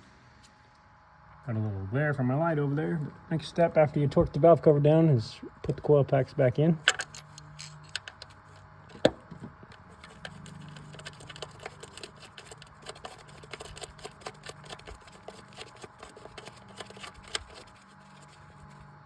Tighten that bolt down. Do that for all 3 across there. Next step, you want to start reattaching all these wire harness connections and clips onto the studs. So on the back side here, we've got a cam position sensor to plug back in. And a little Christmas tree clip to push back into the valve cover. Not sure if you can see that very well or not.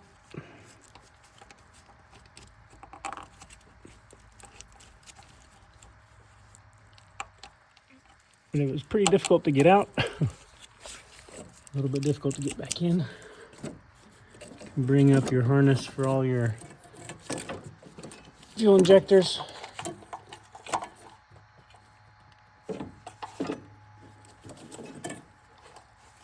And your coil packs. Probably plug in the injectors first because they're a little harder to get to.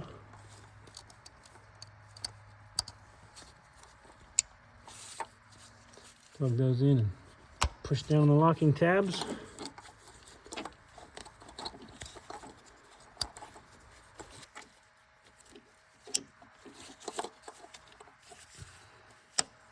Sorry about the lighting.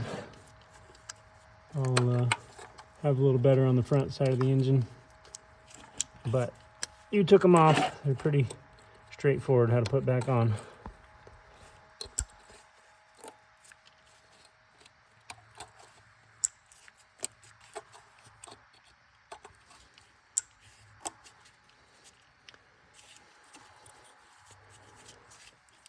Good Christmas tree clip in the valve cover here. I'm going to go on a stud back there. I did flip this behind the engine mount so we can bring it back to the front.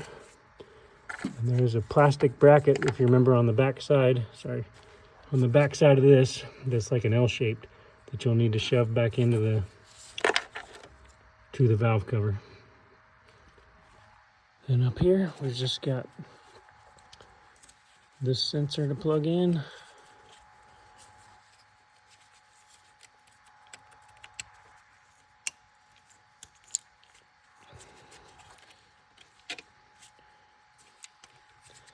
couple more on the valve cover studs. VVTs, you should be able to match up by color.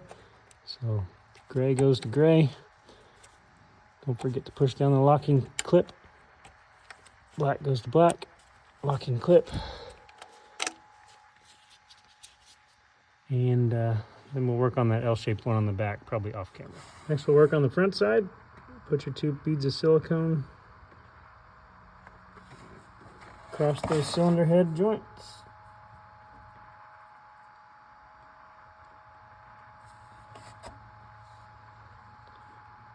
There and there. And then we'll do the same on this one. Down past all those wiring harnesses, hopefully. Push them all away. Kind of watch your spark plug tubes. It'll give you an indication of where you're at location-wise. And then your VVT solenoids.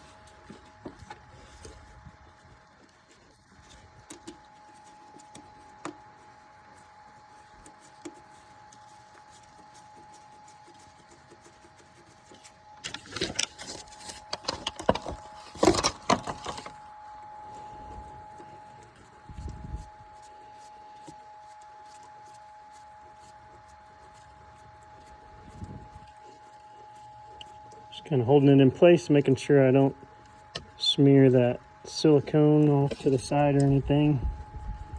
And I'm just running down the threads on several of them just to get them at least holding the valve cover in place.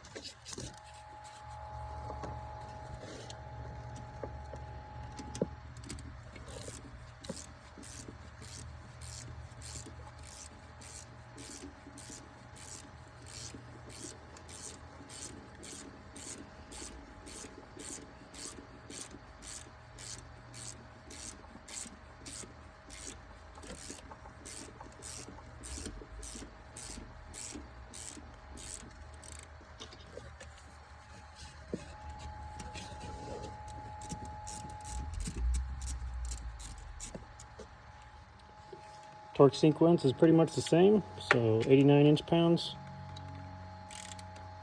1. Opposite corner is number 2.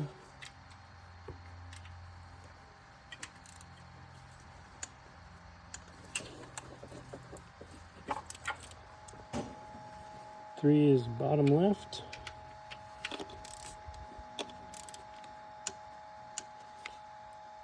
4, upper right-hand corner.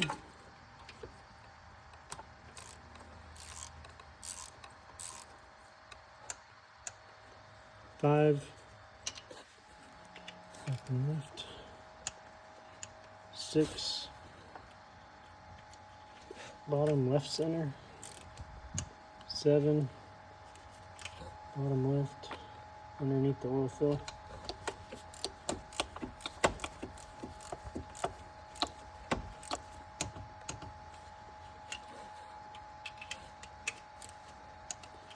8, top center. 9, bottom right center. 10, top right center. 11, middle bolt on the end.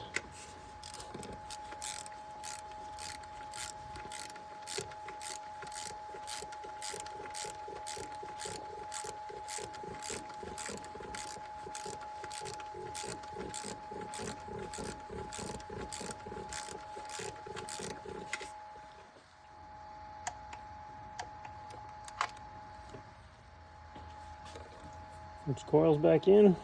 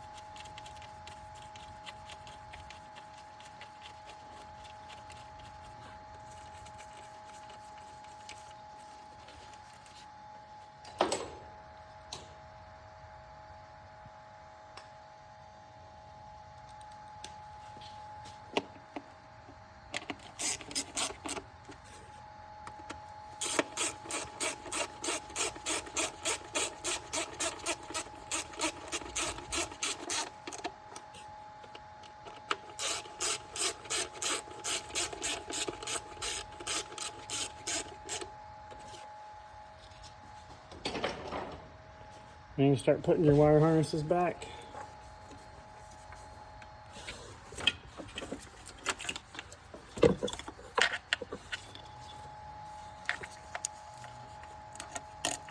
Christmas tree on the valve cover, black on black for VVT, locking tab, gray on gray, locking tab, another Christmas tree in the valve cover. Got your ground bolt, ground stud right there. I'll remove that in a second. Over here you got another ground stud and a Christmas tree that plugs in. Oh, you can't see that. Over here below the AC line, so plug that in. This ground strap goes up above here. So we'll get those in a minute. We can go ahead and plug in our coil packs. Push down the locking tab.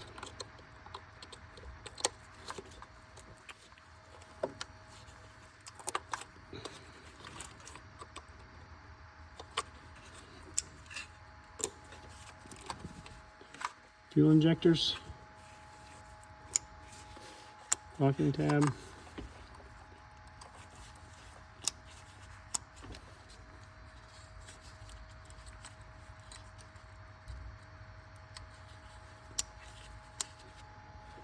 and there's the camshaft sensor here on the end. Probably gonna have to put the phone down to get this plugged back in.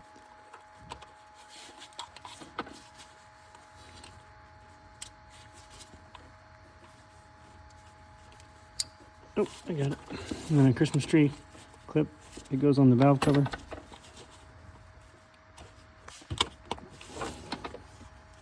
Another one for the valve cover. O2 sensor line. Harness down here has a couple of clips that go on the studs. 3 of them.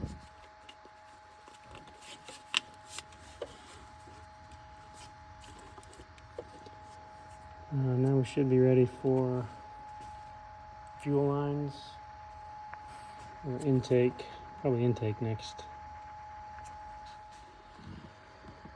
Remove our towel that we used to keep debris out and put your dipstick back in now. We're going to go underneath here in a minute and pull the filter off, the oil filter off, and put a new one on and get ready to fill it with oil. But we'll continue on reassembly, so I'm going to get the intake now and we'll replace the gasket in the bottom. I've got all the bolts still in the intake and I don't want to take them all out, so I'm just showing you. This is the gasket I'm getting ready to pull out and replace.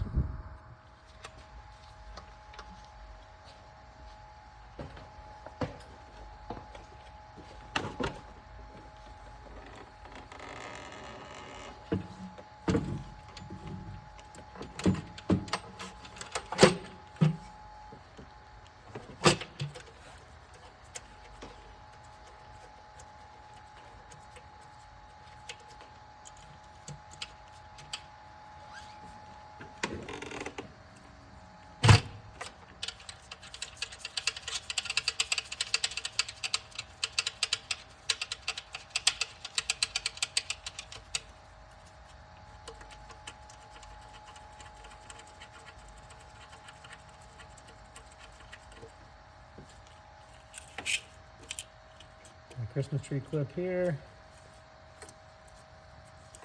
electrical here and here.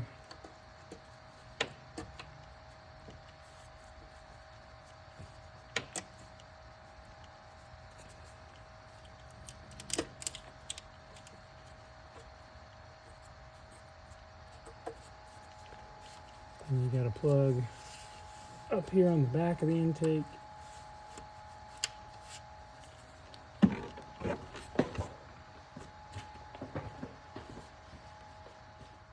And don't forget that one bolt right back there. Gonna torque the intake to 89 inch-pounds. Number 1 is on the front, not the corner, but just the front. 2 is the top. 3 is the left back corner. 4 is the front left corner.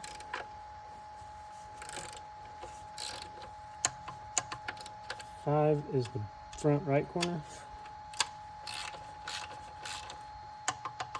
6 is the back right corner.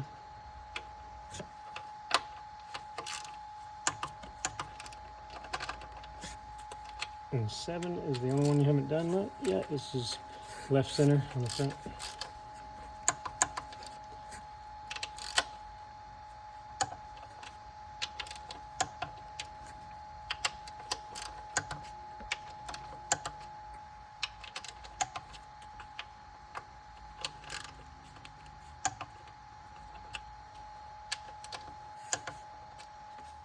Next, we're going to put our fuel lines back. So we'll do the hard line on the right here first.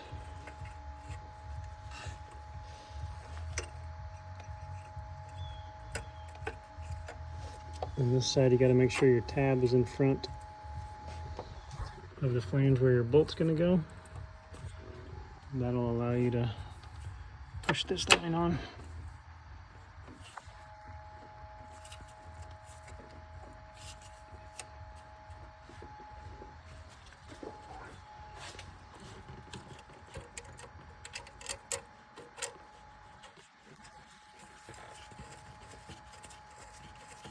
Install that bolt.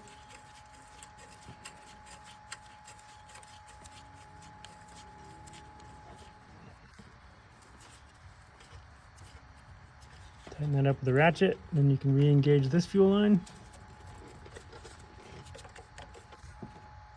Put your locking tab on. Next we'll do this plastic fuel line. So you slip it over the fitting in the back there and slip it over the fitting in the front here. Clip it down into this retainer. Make sure it's engaged all the way, and then you can close those locking clips.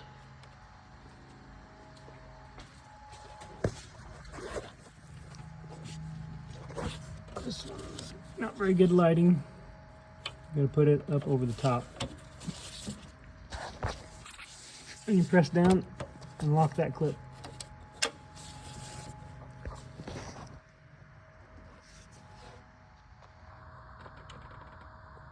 That's the one that we just pressed down and locked the clip back towards the front of the vehicle. Got the hose on the back. Put back to the intake.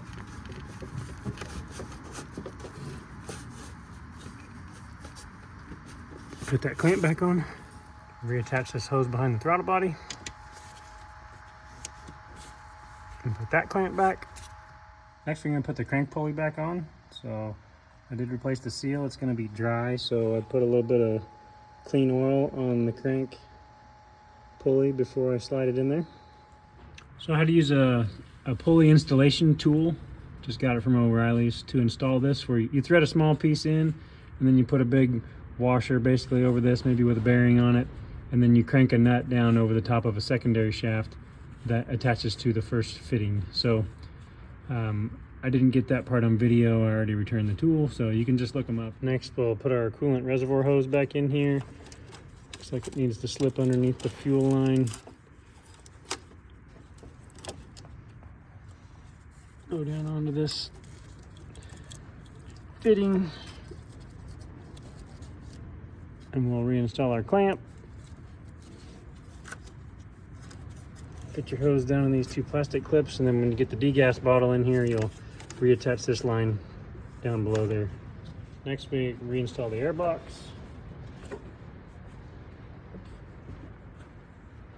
It's got 3 tabs on that end that you need to fit it down into before you set it down. Make sure your metal clips are flipped down.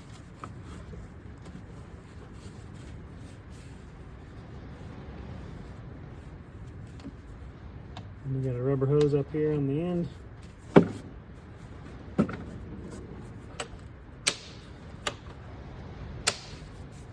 And make sure the main hose is over the throttle body. Tighten that clamp down. And you got a PCV vent hose here.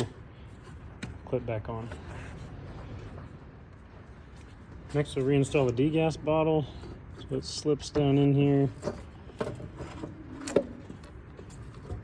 Goes on with a couple of 8mm bolts.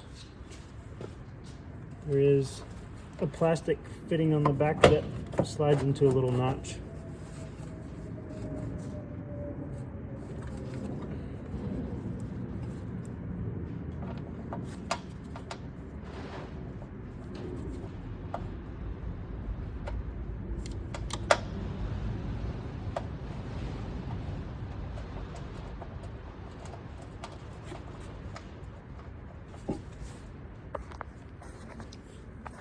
You got one bolt down there and one back here.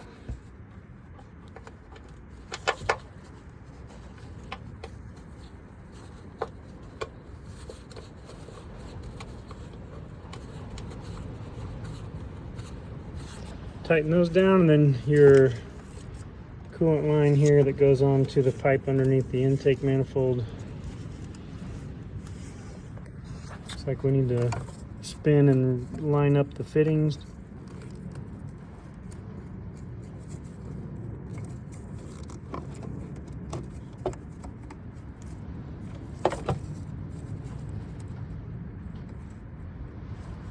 You want these plastic tabs to fit into these holes here.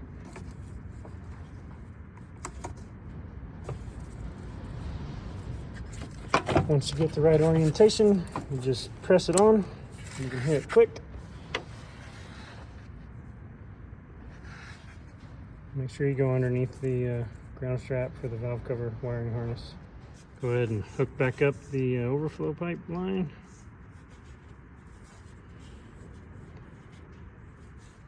When you replace these spring tension type clamps, you want to try and make sure you get back in the grooves of the original clamp depression. So this is a pressurized system, completely pressurized, and in order to fill this coolant system, we're going to use a vacuum method, so you don't want any leaks anywhere, both for coolant leaking later on and also for air while we're trying to do the fill process. Next step is to reinstall the belt tensioner. So here's the 3 bolts, and right there are the 3 bolt holes where it's going to go. Not going to get a good camera angle on this. I probably should have done it before adding the degas bottle, but I'm going to go underneath and install it. There's the 3 holes from the underside, so it's pretty straightforward. Those 3 bolts.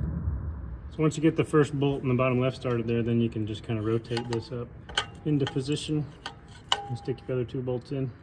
The 3rd bolt was easier to get to from the top, and I'm going to get the torque wrench on it from the top. These are supposed to be 97 inch-pounds.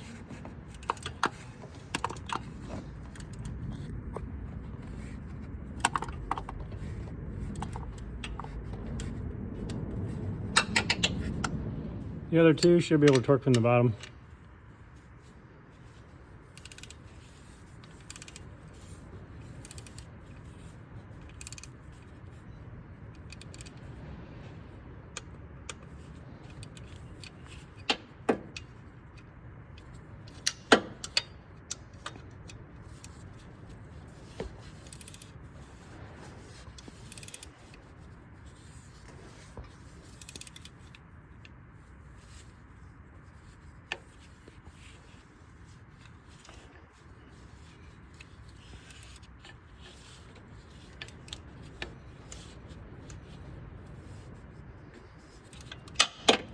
All right, next up, we'll reinstall the belt. So the orientation of this belt's really easy. It goes around the air conditioning compressor, around the alternator a little bit higher up, and then down underneath this tensioner pulley and around the crank.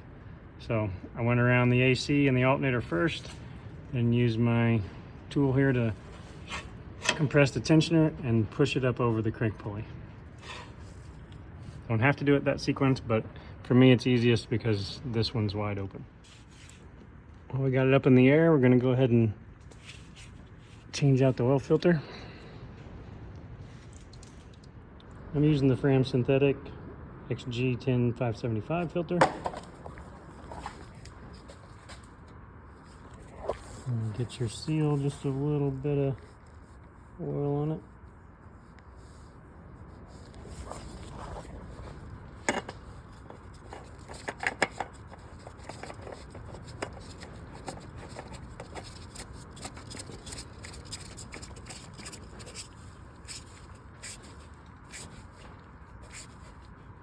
Just hand tight. So I'm going to put a little bit of clean motor oil on your crank bolt.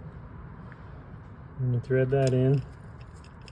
I've got a strap trying to hold this in place, tied to the frame. And also the belt is on. The first torque value is 89 foot-pounds.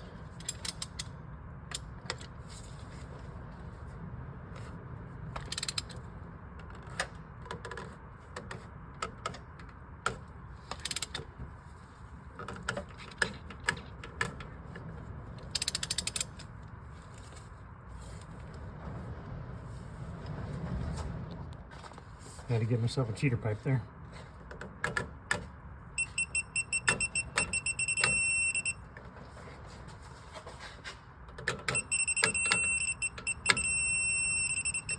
Alright, got it to 89. And you want to loosen the bolt.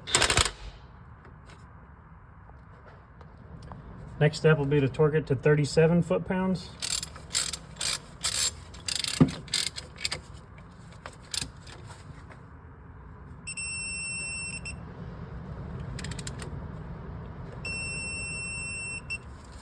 And then you want to go 90 degrees past that.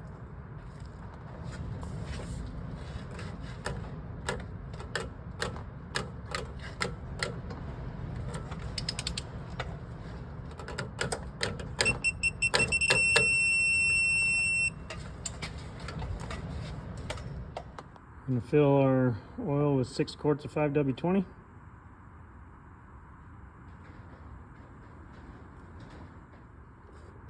Put your cap back on. I'm not going to put the engine cover on yet. I'm going to be watching just in case there's any leaks or anything. So when you open up the coolant system in multiple places and the oil system in multiple places and the engine in multiple places, then always, and fuel. So I'm always going to keep the covers off until it's running for a little bit, make sure there's no leaks. I noticed one clip I forgot to put back in. The AC charge line goes in the degas bottle here.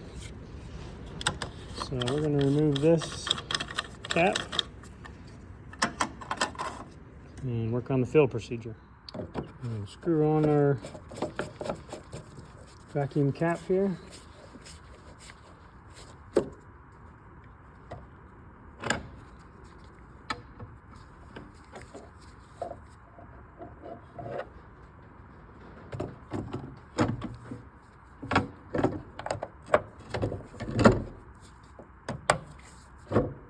Hook up the. All right, I'll explain this tool a little bit. You got your pressure gauge here. It's kind of idiot proof. You want to go into the top of the green into the yellowish for your pressure on this system, coolant system. It's going to be 20, 25.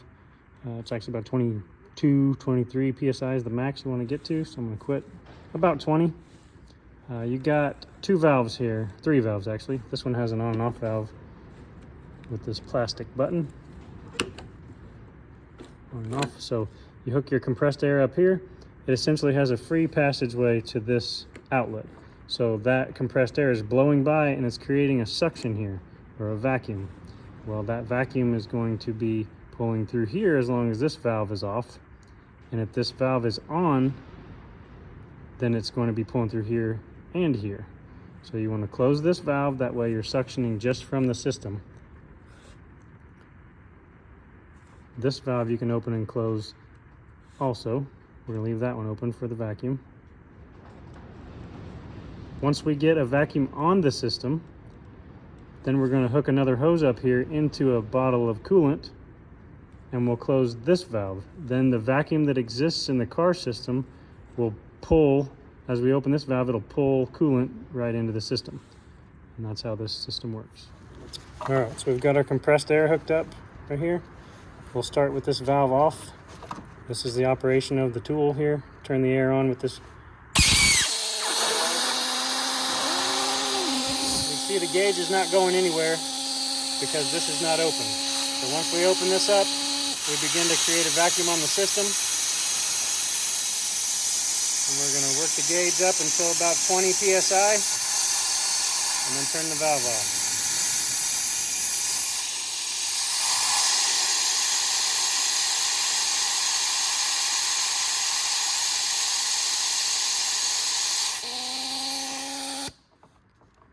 Now that pressure should hold.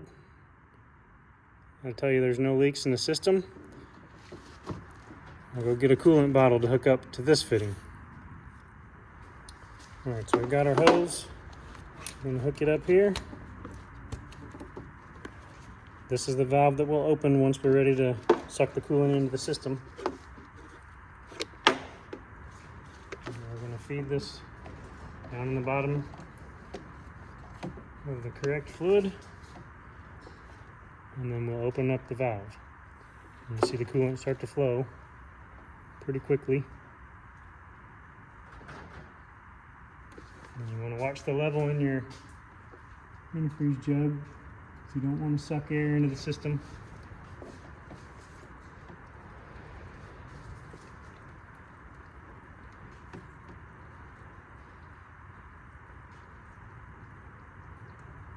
I'm going to turn it off and get a flashlight. So close this valve and it'll just sit in idle state. And I'm going to check the level on this with a flashlight. Make sure that I'm not getting too low. But once you are done with this first jug, you just pull the hose out. And it has a vacuum on it, so the liquid should not leak out. And then you will place this in another jug. And you do that until the system is full and you watch your degas bottle and it's to the max fill line. Because essentially you have pulled a vacuum and you're replacing all the air in the system with fluid, with a lack of air because it's under vacuum, with fluid. So it works to where there's no air in the system up to your max fill line. You don't want to go until you have zero vacuum on this gauge, because that means your degas bottle is completely full and you want to stop at the max fill line. Now we're ready to put our twist fasteners back in place for this skid plate here, and then we're going to put on the inner fender well next, and that'll complete the job. So I'm going to save you the time of watching me put all those plastic clips back in, but nothing was leaking. If you like today's video on how to change the timing chain components, the chain, the water pump, valve cover gaskets, intake gasket, all that, please subscribe to the channel.